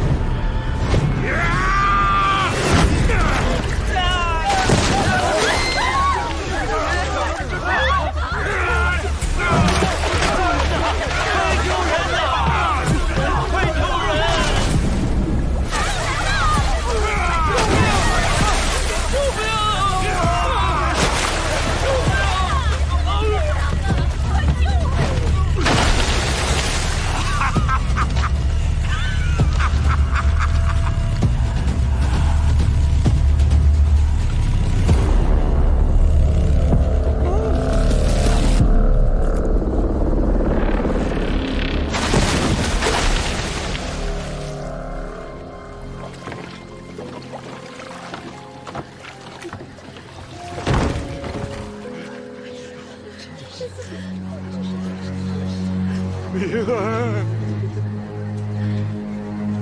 慧儿，这可让为父怎么活呀？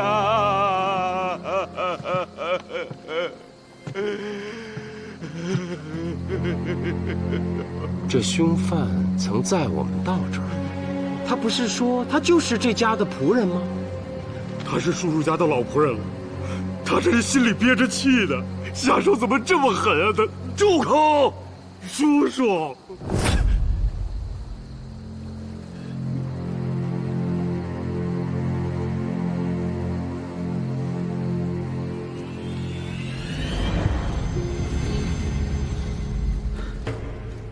老谢，知道为什么叫你来吗？知道。那就说吧，那老仆人和谢公有过节，怎么回事？叔叔对我不薄，按说我不该说他的不是。但是那件事儿，哎，他做的确实不该。那老仆人的儿子和谢明、谢慧年纪相仿，所以啊，从小就侍奉着他们读书。当日，我那2个弟弟过生日，非闹着去游湖，叔叔呢便答应了。本来晴空万里，谁料天气骤变。不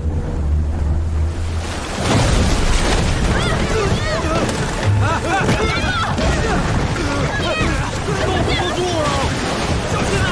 不住了，谢明，不住了，不准！不住，谢明，谢明啊！救人呐！你们都是救人的，快救人呐！儿子，谢明，小心点，儿子，快点游过来！快啊！快游，儿子！快呀，儿子！快！公子，没事吧，公子？儿子，快游！我儿没事，我儿没事啊！快点！太大了，快投案！快投案啊！你快游过来呀！主人，我儿子还没上来呢，不能扣案了！先把船扣岸！这么大的风浪，再不扣岸，船就要翻了！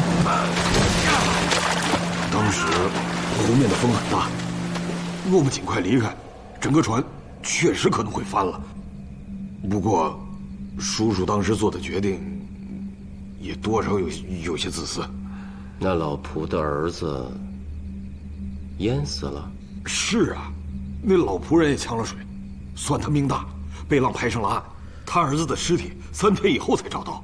这老仆是个人物啊，在自己的儿子死后，并没有马上报复，而是隐忍了10几年，等谢家公子双双中了进士，再突然复仇。这招太狠了。谢班头，我想问你一件事：谢明、谢慧，可在石桥图上？什么？石桥图？看来他不知道这件事儿。喜君，你有什么发现？石桥图应该是张轩在15年前画的，画中2位对弈的童子，应该就是谢家的2位公子。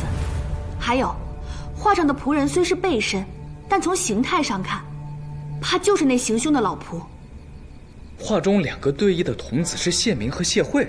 裴小姐，你有何根据？这种事情可不能凭空猜测。不是猜测，只是因为当年张轩画的太精妙，抓住了人物眉宇间的特质，所以人虽长大了，神韵依旧可寻。今日在岛上一见谢家2进士，我便觉得似曾相识。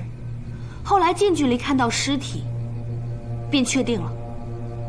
若喜君所判无误，那么已死和将死之人，就不仅是南州4子，而是出现在石桥图上的所有人。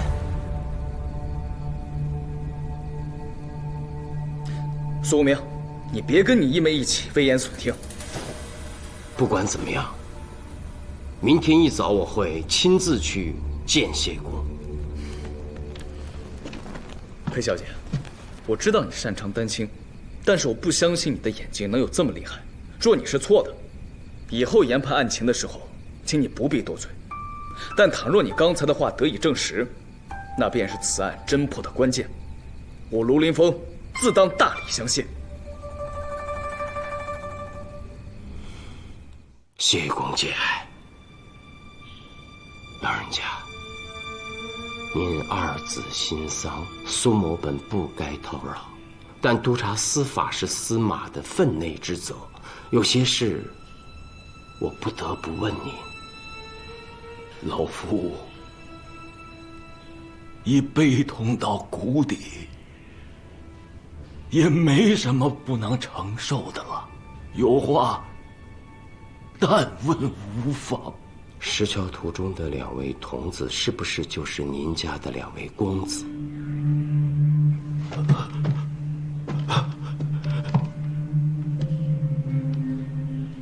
正是我儿谢明谢慧。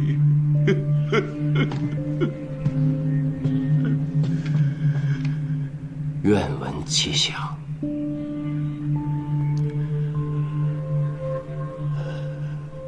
当年张轩游南州时还很落魄，就住在我家。待他找到南州4子的，也是我那2个儿子。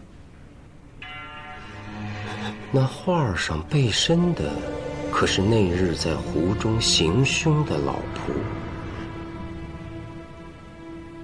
正是，他的儿子是为了救我的儿子淹死的，我很是自责呀。我给了他很多钱，以为他放下了此事，没想到过去了这么多年，凭空起浪。我的儿啊！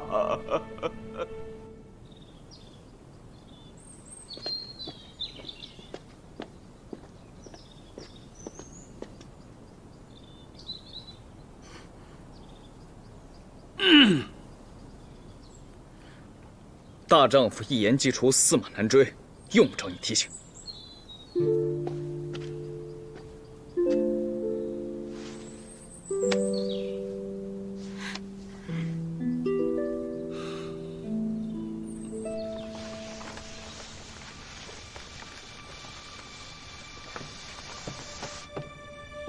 我又把石桥图借出来了，我们再好好看看。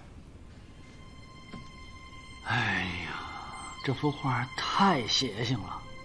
本来在南州的日子挺好过的，这怎么突然一下子？这命案比长安红茶的案子还瘆得慌。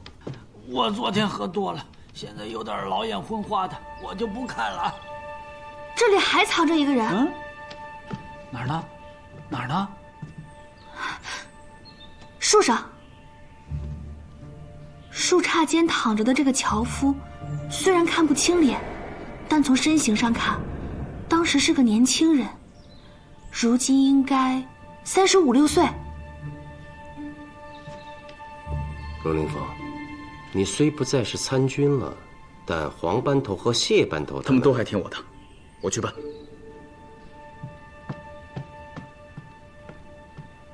到底是谁想杀死这画上的所有人呢？我看咱们还是离他远点吧，也不知道是何方神圣对这幅画下了诅咒。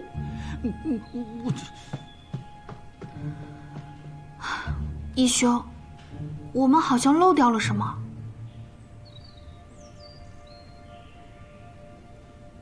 第一个死者颜元福。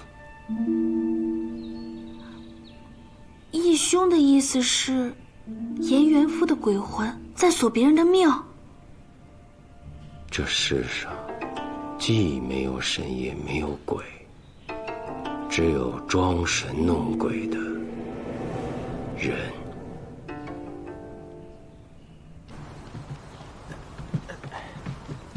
到了，马大哥，哎，马大哥，哎，人呢？哦，准是上山砍柴去了。你确定死物的主人便是石桥图上的樵夫？错不了，就因为啊上了那幅画，一直跟我们吹啊，还说啊可惜没把脸露在外面呢。太好了，这回能交差了。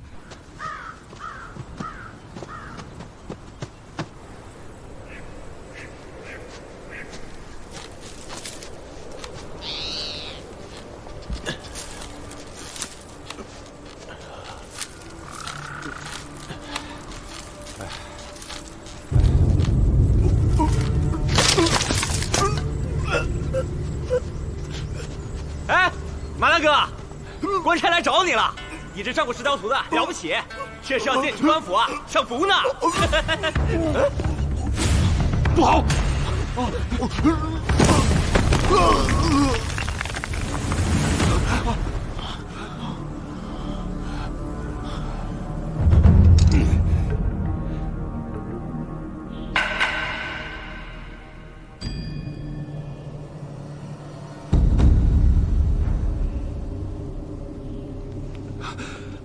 对不起，苏司马，我们去晚了。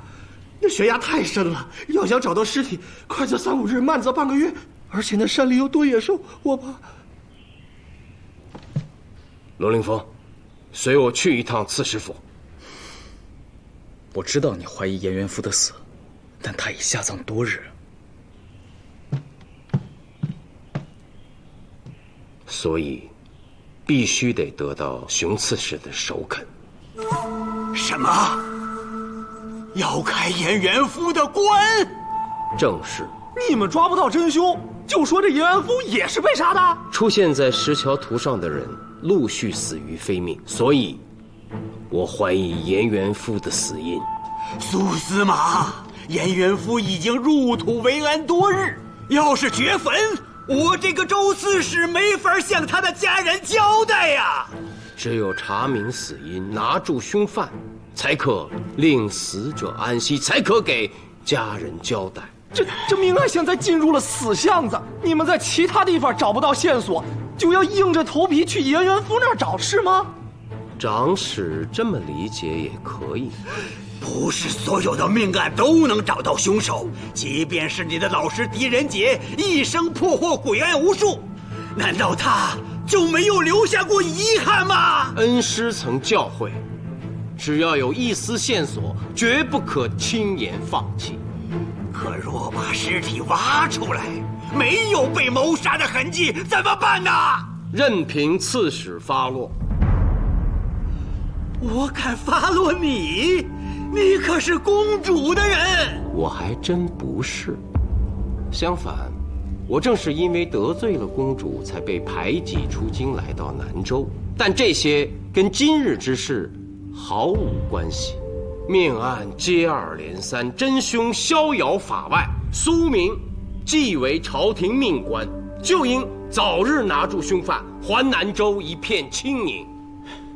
说得好听，哼！我要是不答应呢？在其位谋其政，胆小怕事不肯作为者，便是渎职。这有你说话的份儿吗？正如你所得到的消息，我卢林峰已被罢了官，逐出长安，但我自幼就陪同太子读书习武，东宫上下还没有人敢像你这样跟我说话。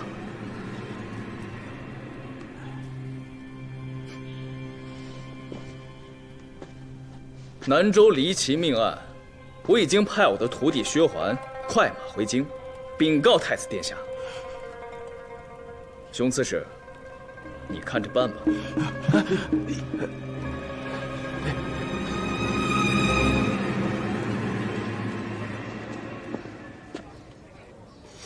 你何时派薛环回京了？回京做甚？他一个孩子千里迢迢，我还不放心呢。那你刚才是骗他们的。骗得好！你笑什么？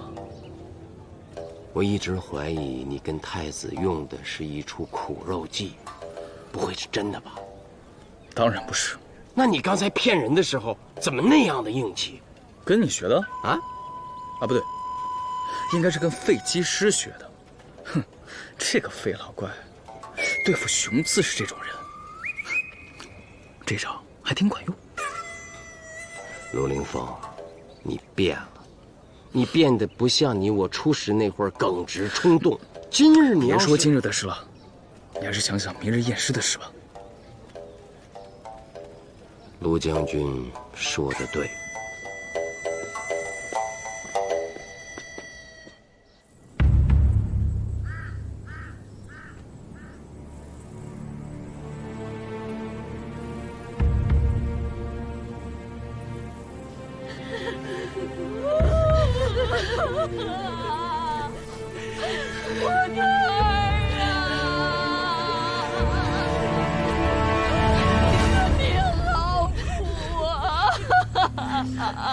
我的儿啊！此时，你真的要下令开棺？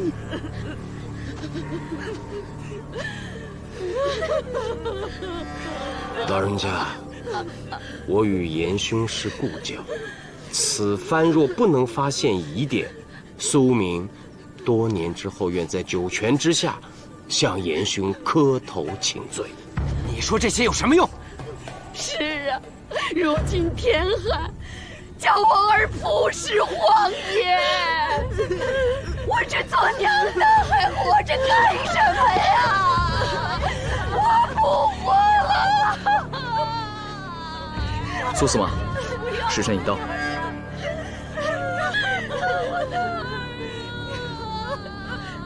开棺。是。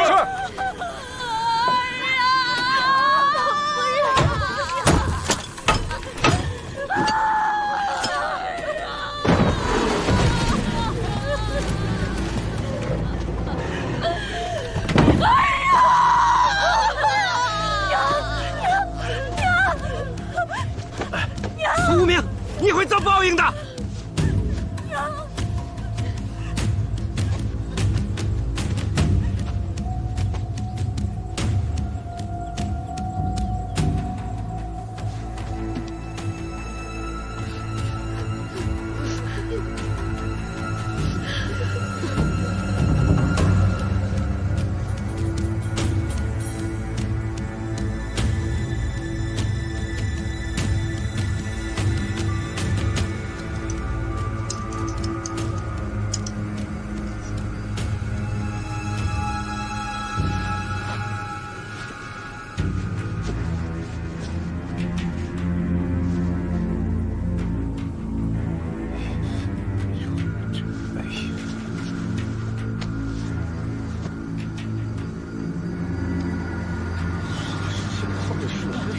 有什么问题？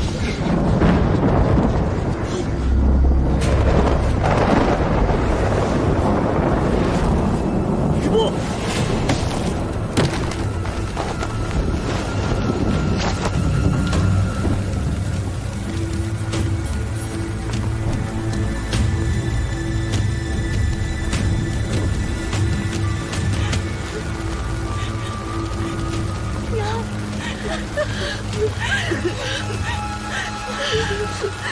下雨了，老天爷都看不下去了。老天爷，刺史，雨大了，咱先避避去啊。刺史，袁父兄病亡而已，苏明却执意开棺，现在根本没有查出任何蛛丝马迹，请刺史治其罪，以告慰亡灵。没错，要治他的罪。对，老天爷都看不过来了，还不赶紧把棺材封好，让严先生安息吧！别，你们别乱！让严先生安息！别靠！别乱！后靠！别靠近了，往后靠！往后！往后靠！不要乱！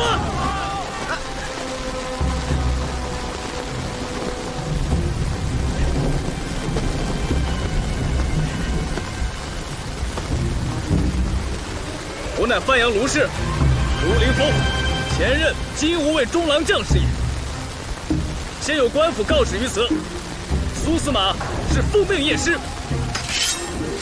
看谁还敢煽动闹事！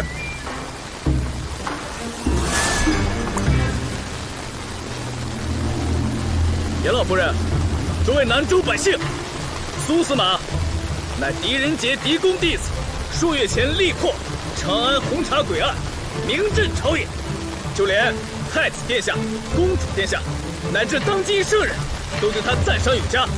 如今，小小南州，命案接二连三，并且都与南州四子和石桥图有关。今日之开棺，实属情理之中，也是探破凶案的必要之举。只有罪魁祸首才会恶意阻止，望尔等深思熟虑，好自为之。对呀，这番话说的极是，句句都是本刺史的意思。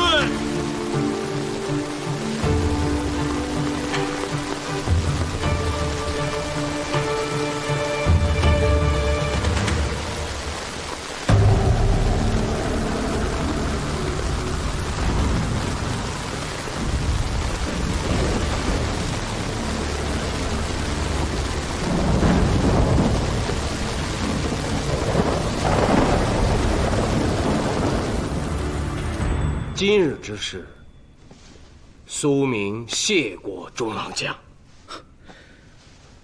若不是你有这么大的勇气掘坟开棺，我可能也不会说出那番话。苏明，你有没有想过，若因此事丢掉了司马之职，知道吗？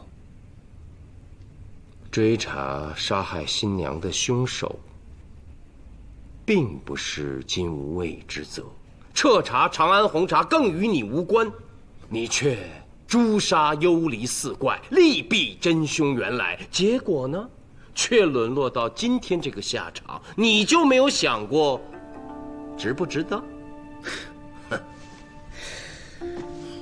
若再来一次，我仍然会多管闲事。恩师狄公没有看错，那时候你还是个少年，恩师就跟我说，孺子可教，将来必定会成为大唐的栋梁。少骗我！若狄公真这么说，为何不收我为徒？哼哼，天机不可泄露。罗非，来，帮我看看，里边这东西是什么？什么呀？这是我今日唯一的收获，但愿它能助咱们拨云见日。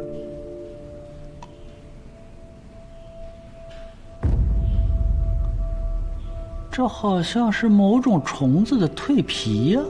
没错，那是什么虫子呢？你看这蜕皮，上面有极细的花纹，状如虎纹，我以前从未见过。南州博物志我看了好几遍，上面也没有记载啊。哎呀，这莫不是百毒虫的蜕皮？百毒虫？我也是瞎猜啊。据传，在南境的深山中，有一种巨型蘑菇，称密龙菇，夜里发七彩之光，可以吸引100种毒虫。而这些毒虫一旦落在密龙菇上，便会被粘住，难以逃遁，经羽而腐。腐烂后的毒菇中会生出飞豸，也就是这百毒虫。其色黄黑，嘴若锯，好闻墨香，深秋脱壳，壳为名药，十分昂贵，能治疗风疾。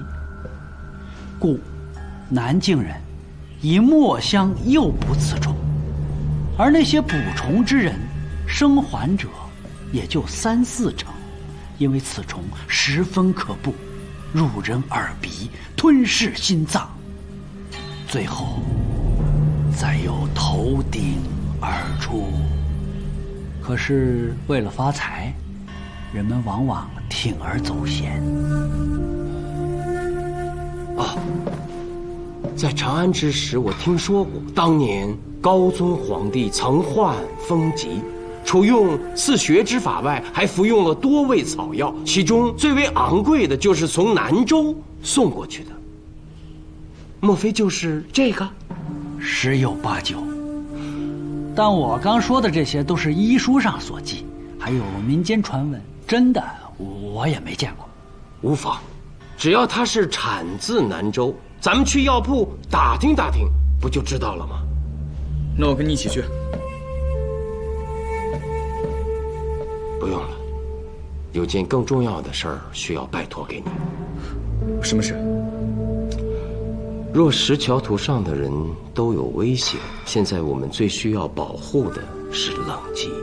钟伯期家虽有家丁，但仍不可大意，我会再安排人保护他。至于冷吉，身边没什么仆人，而他自己更是固执，所以明白。那我今日就搬去他家住。哎，您需要点什么？伙计，来，看看这个。不是说好由黄老统一收后再卖到药铺吗？我就是想问问，这个东西它……活的墨疯子一只5000钱，整个脱壳2000钱，您这一块顶多也就值300钱。那也不少了，能买好多只鸡呢。能不能再加点儿？哟，那就得去问我们掌柜的了。哦，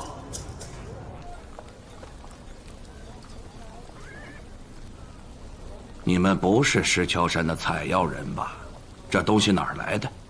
啊，我们确实是外乡人，偶然所得。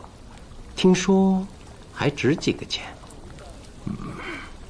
此乃南州特产，是极珍贵的药。专治风疾之症，很多长安药商前来求购。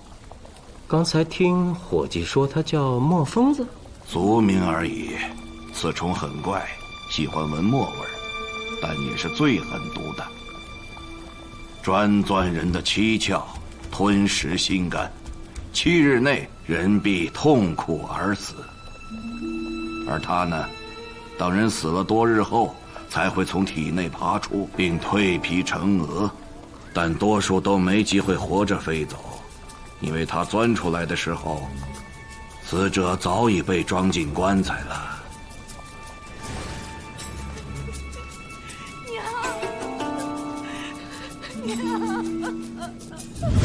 那这个墨疯子活物是什么样子呀？我们药铺有，可否看看？你们到底是什么人呢？这么贵重的药材，为什么要给你们看？你听清楚了，南州司马苏无名督察大案。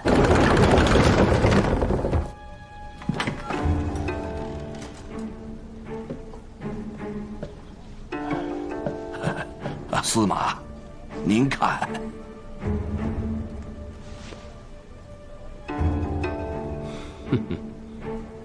你们药铺确实有钱啊，连这装活物的瓶子都是琉璃制的。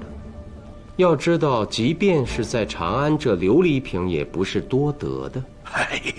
您是有所不知啊，琉璃华彩最能克刺虫，它入内后便处于眩晕状，不然，一旦被它钻了七窍，我们不就没命了吗？有意思。哎，这些都是采药人卖给你们的？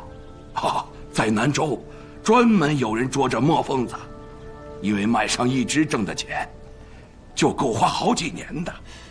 刚才伙计说的那个黄老，是不是替你们收货的？是啊，都是由他收，装在这瓶子里之后，我们再收过来，这也是为了保命啊。在南州有几家药铺经营此物啊？就我们一家，本钱少的他收不起呀。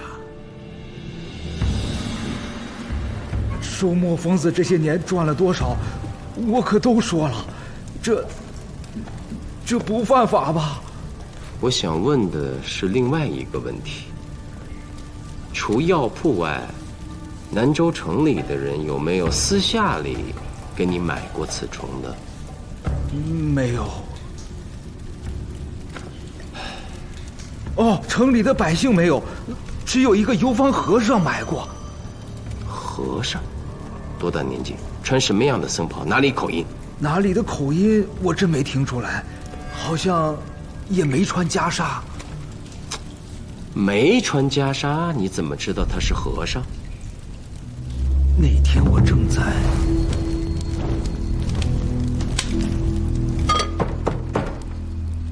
谁呀？先生可姓黄？是我。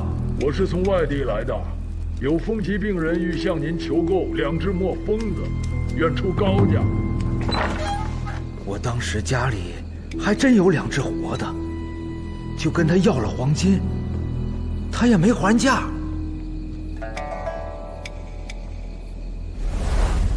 那人是背过身去以后才摘下斗笠的？是啊，走了10几步。那日可曾下雨？没有。可有要下雨的迹象？好像也没有。那他戴着斗笠，是故意要遮挡面容喽？这我也没多想。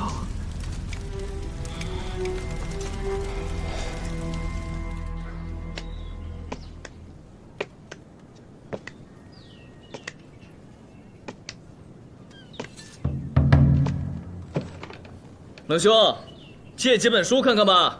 没有。你是诗人，如此有名，总会把自己写的诗收编成集啊。讨你几本诗集看看，总行了吧？你也懂诗？我好歹也是范阳卢氏出身，诗书传家。你说我不懂，明氏过分了吧？哼，既说自己懂诗，就接我2句。你不是从长安来的吗？咱们就以长安为题。长安女儿踏春阳，无处春阳不断肠。舞袖弓腰魂忘却，峨眉空戴九秋霜。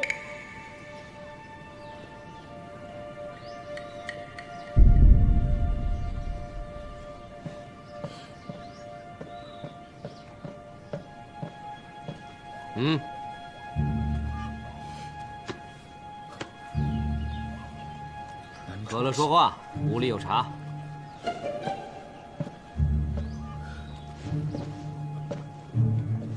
其实，你比那个苏无名更有风神气韵。不愧为名士，有眼光。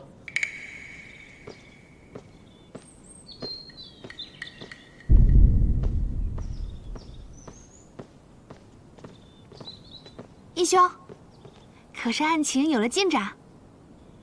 谁说的？你脸上都露出来了。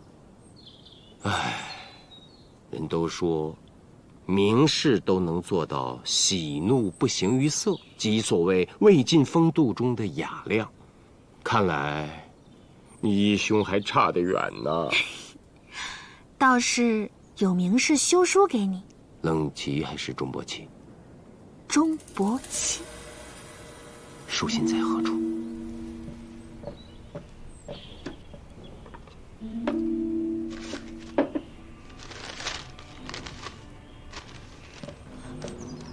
说的什么？明日是初九，15年前的这个初九是南州四子第一次同游石桥山的日子，也正是那日偶遇张轩，后来才有了石桥图。钟伯期希望明日能与冷吉重游石桥山。那可不行，现在他们2个最危险了，万一路上出事怎么办？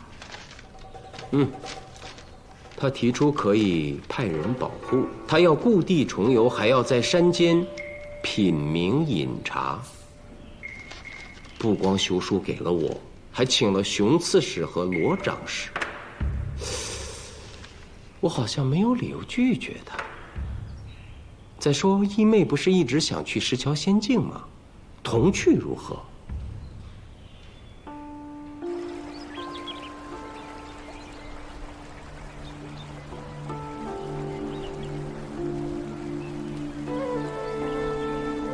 中兄果然是名士啊！最近我南州不太平，已有人传言说，不但这石桥图上的人将不保，就连这石桥仙境那块天赐的横石都会落下来。到时候整个南州都会遭殃，你还有如此雅兴？春晚绿野秀，岩高白云屯。哎，苏司马，我听说你已派人保护了钟雄和冷吉，可不敢有半点懈怠呀。这二位要是出事了，传言就要成真了。长史放心，以保护之名囚禁我和冷吉，这才是苏司马的本意吧？掘坟开棺，一无所获。司马还没给个说法呢。不急，会给的。就像该来的一定会来，该去的自然会去。胡不归，胡不归，不是田园将武，而是内心将武，胡不归。这石桥山日后一定是我的长眠之处了。只怕是天不能尽随人愿。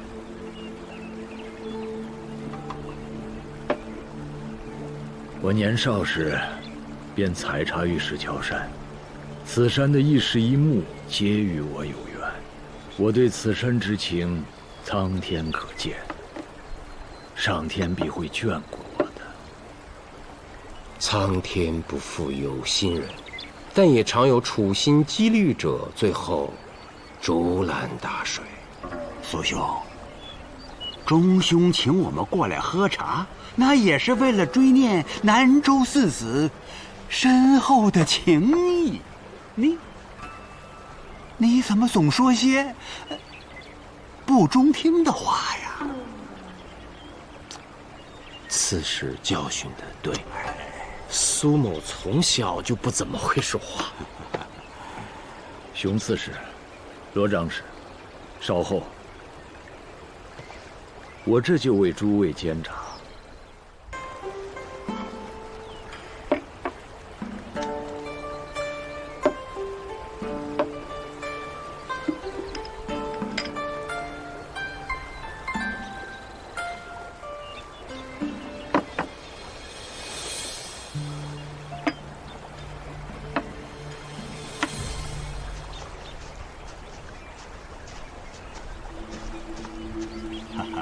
都说南州四子情同手足，你们看，钟冷二子啊，心有灵犀。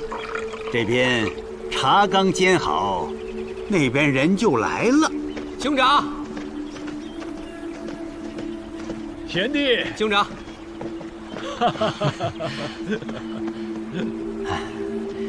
多日不见，兄长还好吗？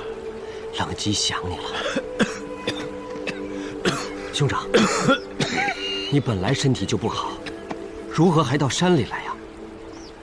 贤弟啊，你我兄弟情同手足15载了，今日若是不来，袁父和公父九泉之下，定会责怪我。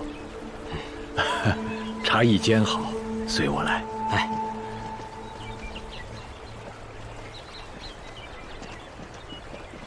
来，贤弟请。兄长请。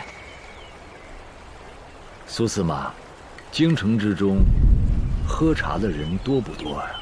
在长安，喝茶的多为士大夫，民间很少饮用。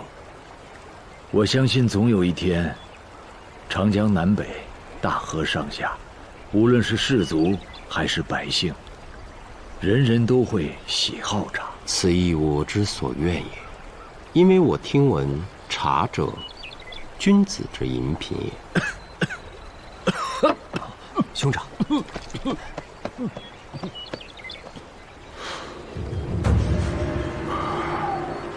周先生，要不要找个郎中？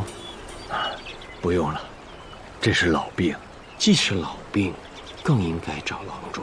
我有个门客叫费吉师，他精通医术，我让他给您看看。技师何在？哎，在这儿呢，我睡得正香，这么大声喊我，是不是有人要治病啊？是。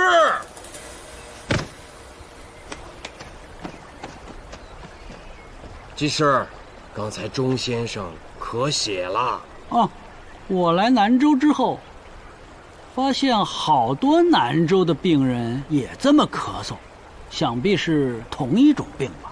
你会看病？怎么，不像吗？我给你把把脉。不必了。哎，看你的样子，倒像是江湖术士，也不难为你，你就说一下，我受得多少？寿至80，没跑。胡说！我这是老病，没法治，治不了，也没得治。你说你是从长安来的，我看你是在长安行骗，被人赶出来的。谁告诉你得的是绝症啊？好多的郎中都这么说。那是因为南州没有名医，就好比你们南州四子吧，号称名士，我看也就那么回事儿。你放肆！这儿有没你的茶碗，退下，退下，退下！谁稀罕喝你们的茶？哪有我的酒好喝？真是！钟先生，此人说话确实不可信，我是有所领教的。无妨。诸位，请。萋萋复萋萋，秋堂百年色，而我独茫茫。荒郊遇寒士，可惜啊，袁父、公父二位兄长不能一起共饮。贤弟休要悲伤，人间虽别，九泉之下，我们4人还可以携手入竹林，开怀畅饮10000杯。对，待大家都死后，仍会团聚，仍然是南州四子。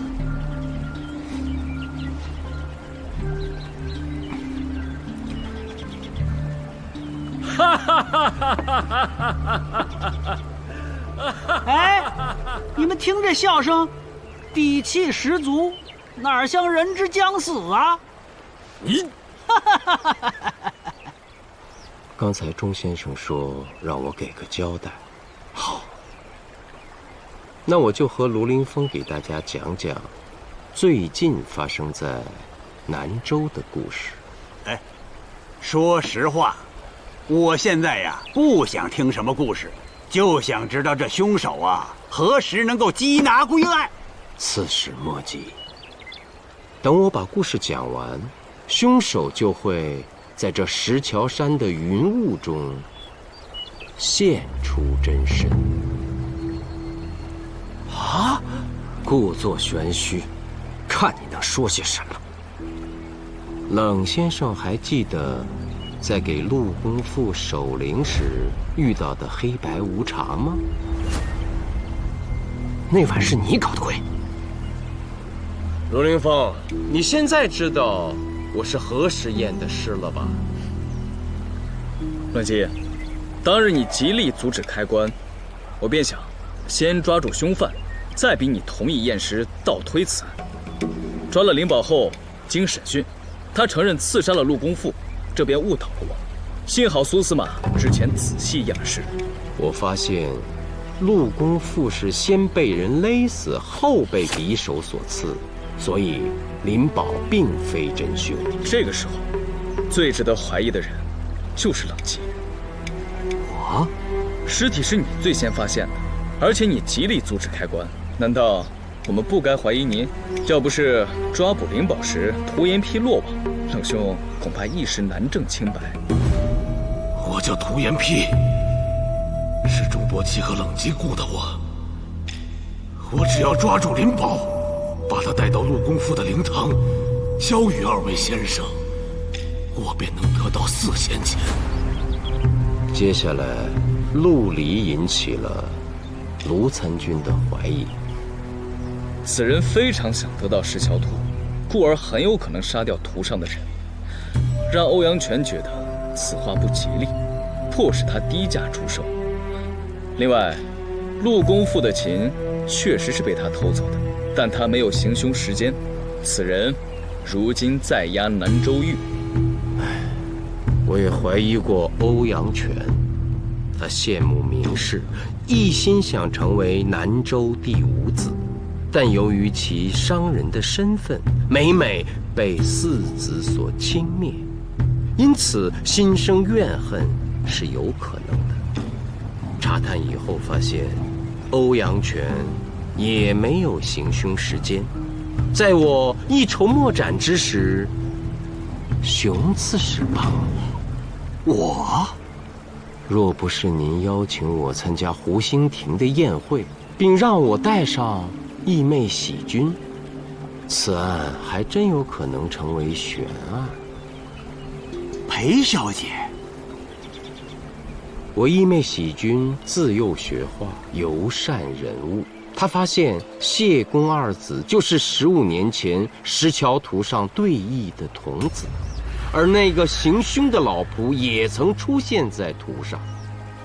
画上之人一个一个亡去，所以我才怀疑颜元夫也是死于非命。承蒙刺史信任，允许开棺。我在验尸时发现，元夫兄的头上有个小孔，在他的发髻间，我找到了这个。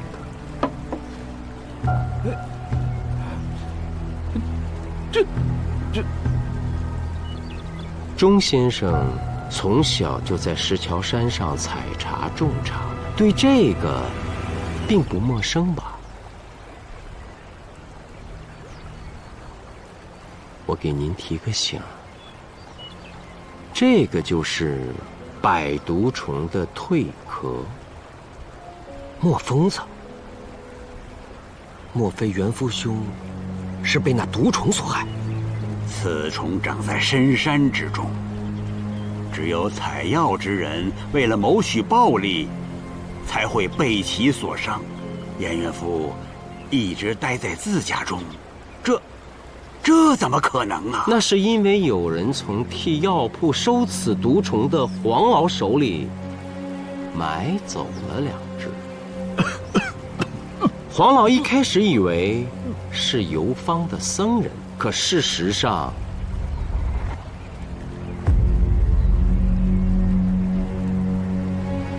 钟兄啊，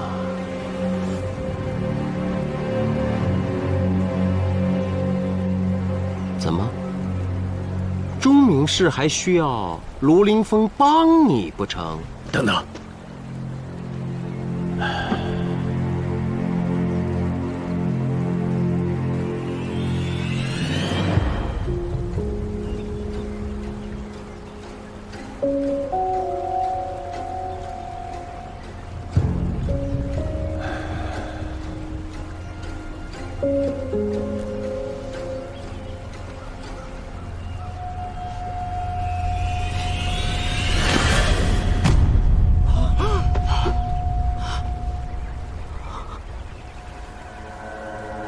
兄长，你……哈哈哈哈哈哈！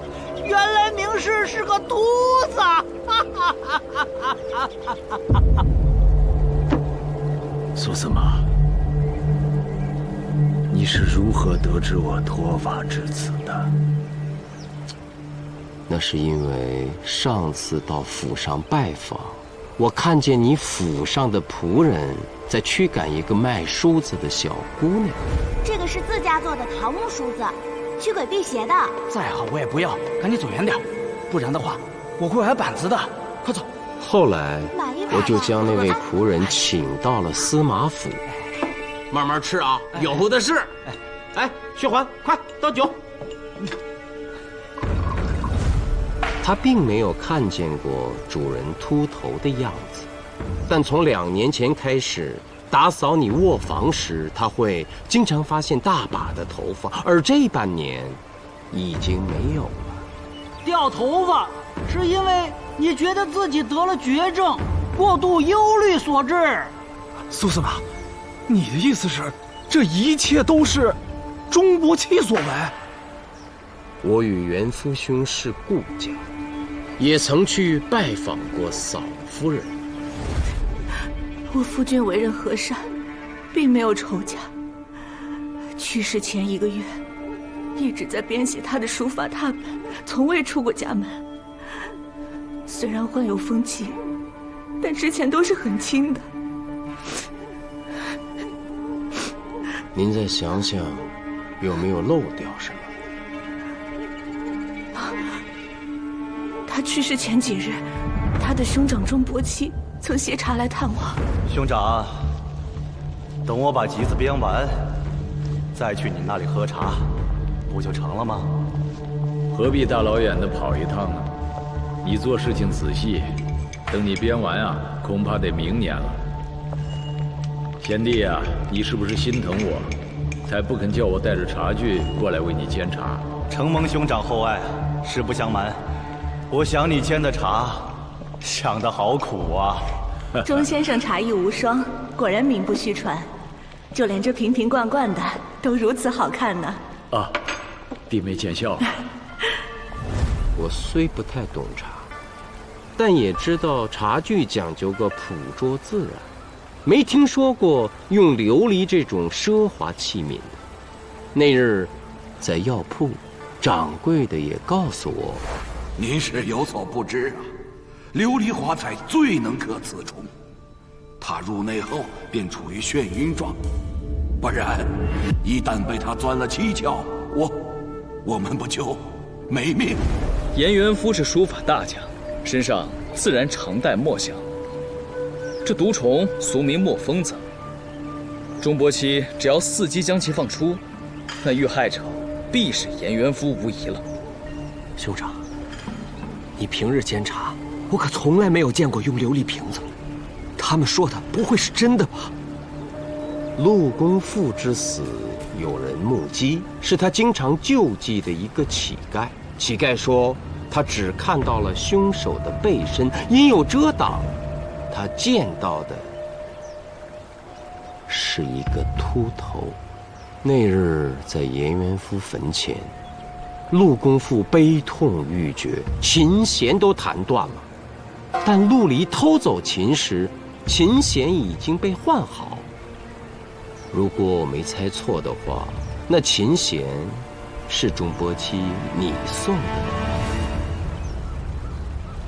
不过这一次的秃头倒不是刻意伪装，应该是行凶时用力过猛，弄掉了你梳理整齐的假发髻。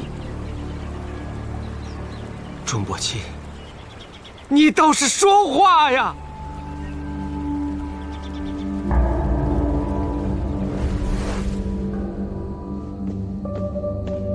贤弟，看我给你带什么来了？这可是绝好的琴弦呀！还是兄长体贴入微啊！不会辜负你古琴圣手的美誉的。好，换上吧。来，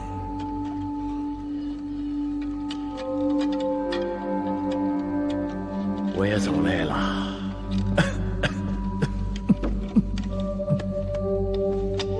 等你换好了琴弦，我要听贤弟弹奏一曲。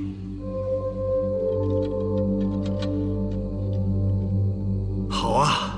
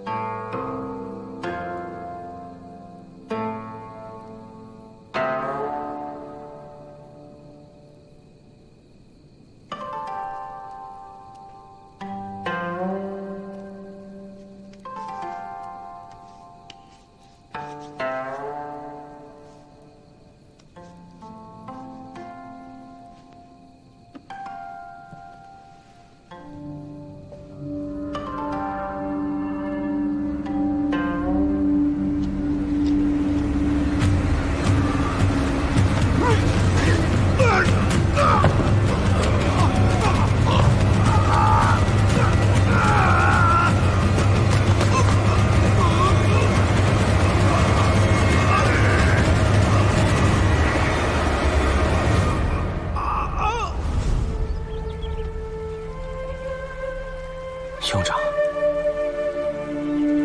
你只告诉我一句话，他们说的都不是真的，我冷极只信你。贤弟，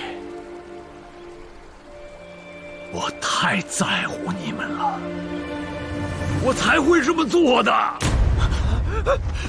贤弟，难道这一切真是你做的？不可思议！你们南州四子不是情义最深，可比金石吗？这到底是为了什么？他是觉得自己患了绝症，所以想把其他3人也带走，到阴间去陪伴他。这种情谊，何等自私，何等狂妄，何等残忍！你为什么要把石桥图上的每一个人，从樵夫到童子，甚至老婆都害死呢？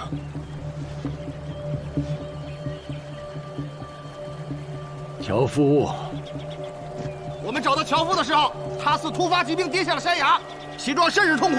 你用的是什么毒剂？我不过送了他一件新衣服而已，黑色的，且用墨汁浸泡过，连带还有另外一只百毒虫。对，还是说说谢家老仆吧。他是自己送上门来的，谢公让他送请柬给我，我请他入室喝茶。只不过，我点起了他内心复仇的怒火。这些人看似无足轻重，只是一幅画上的点缀而已。但是如果缺了他们，这幅画就不完美了，不完美。郑伯奇，你疯了！你就是个疯子！你就不怕在九泉之下，元夫公夫找你算账吗？贤弟，我得的是绝症，我最多只能活3个月呀。我死之后，与你们3人将阴阳两隔。我在地下受不了，你们在人间也会受不了啊！所以我决定，我要把你们其他3子都带走。我们南州4子在黄泉路上作伴，还可以一起听琴、喝茶。住口！你太可怕了！我可以成全你，但我至此不是为了追随你，是恨我自己有眼无珠，与你这样的人结交。我再无脸面苟活于世！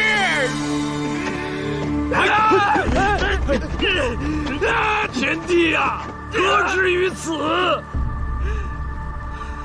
你我皆明士，即便死，也应该死得优雅。我都替你想好了，你刚才喝过的这个茶碗，我已事先在碗底涂抹了慢性毒药。贤弟，贤弟啊，4子当中你最年轻，兄长最为疼爱你，所以不会让你过于痛苦。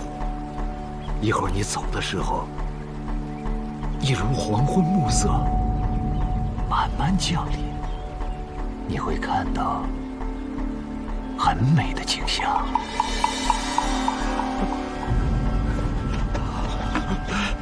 陆兄，你们俩不用怕，人家没想过带你们俩走。没错，你们都不配。区刺史、长史，结交我南州4子，无非是附庸风雅。但在我的眼里，你们还不如石桥图上的草木。苏无名，嫡公弟子，名不虚传。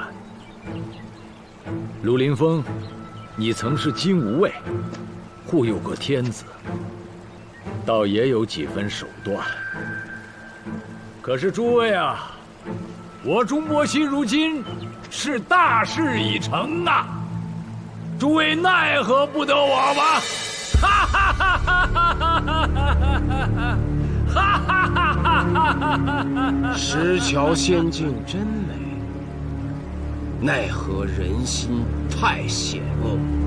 若不是刚才我趁你去迎冷极之时互换了茶碗，你就真的得逞了。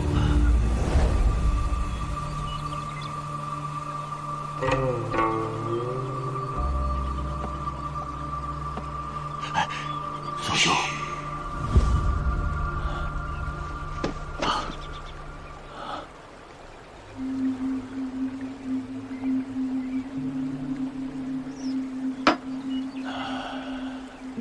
直到此时，我才明白苏兄的举动是为何。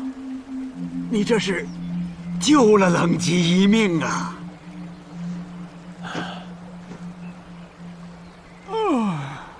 我刚才睡了一觉。你们说到哪儿了？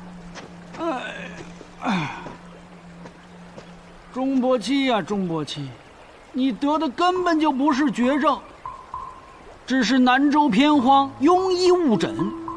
实不相瞒，我已在南州最大的药铺假冒坐堂郎中好几日了，跟你同样的病患，我都看了10几个了。我保证可以帮你治好你那个咳血的毛病。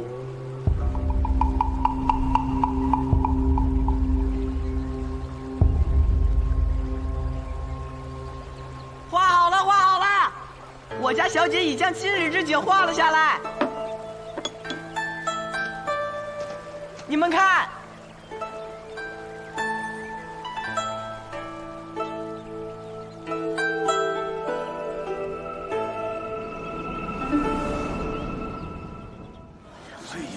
原来杀人犯是钟伯期，他真的杀了那么多人呐！啊，这就是所谓的明士呀！哎，看来南州再无名士了。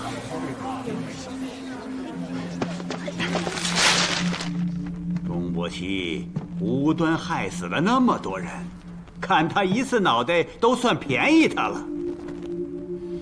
可那个欧阳全居然撕了告示，我怀疑他呀得了癔症。什么？欧阳全撕了告示？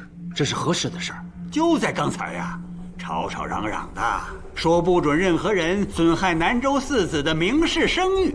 啊，我已经派人呐把他押回了家，并让家人严加看管。坏了！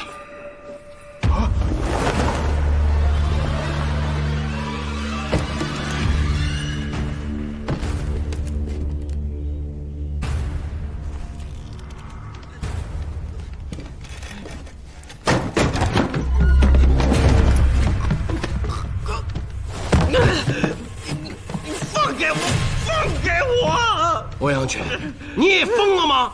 你们为什么拦着我？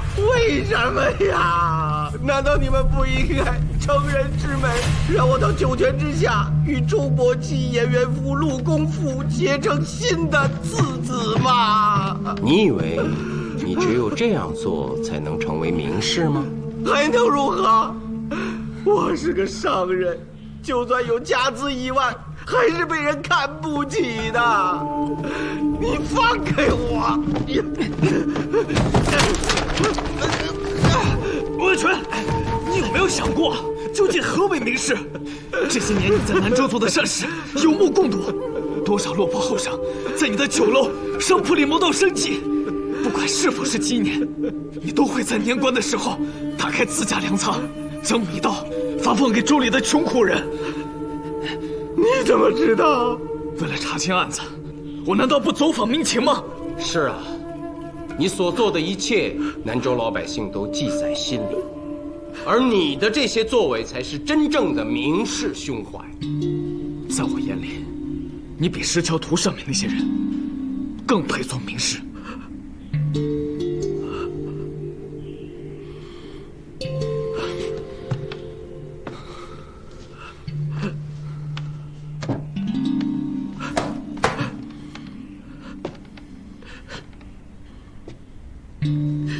你们糊弄我！名士不在乎行为举止，更重要的是要有一颗悲悯之心。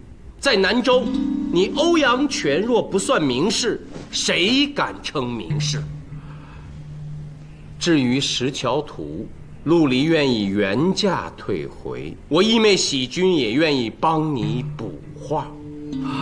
欧阳全，这世间等着你去做的事还有很多，值得你去追求的不只是虚名。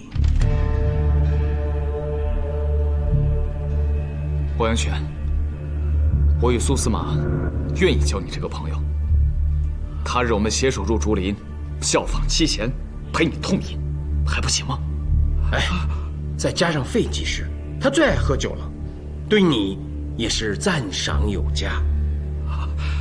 哦，对了，他开出的治咳病的药方已经被证实是有用的，可是药材稍微贵了点儿。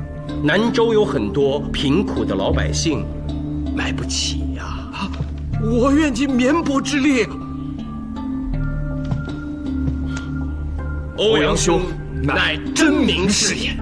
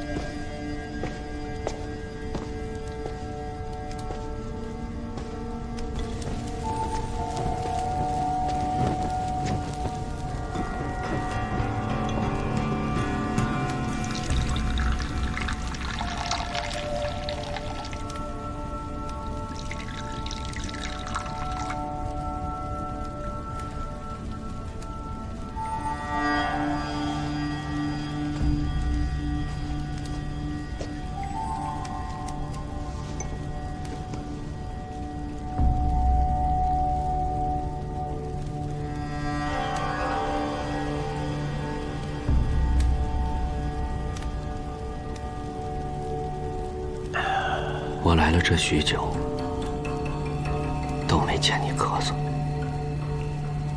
被灌下几副药，竟真的不渴了。我已修书给熊刺史，愿捐出所有家资，为南州得同样病的百姓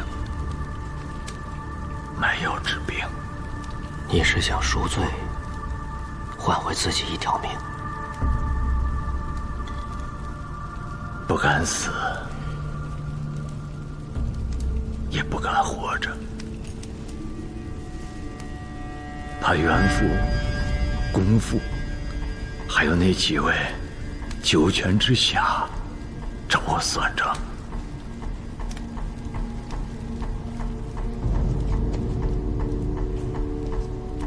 天地之间，人鬼两途。何处是我钟伯期的归宿啊？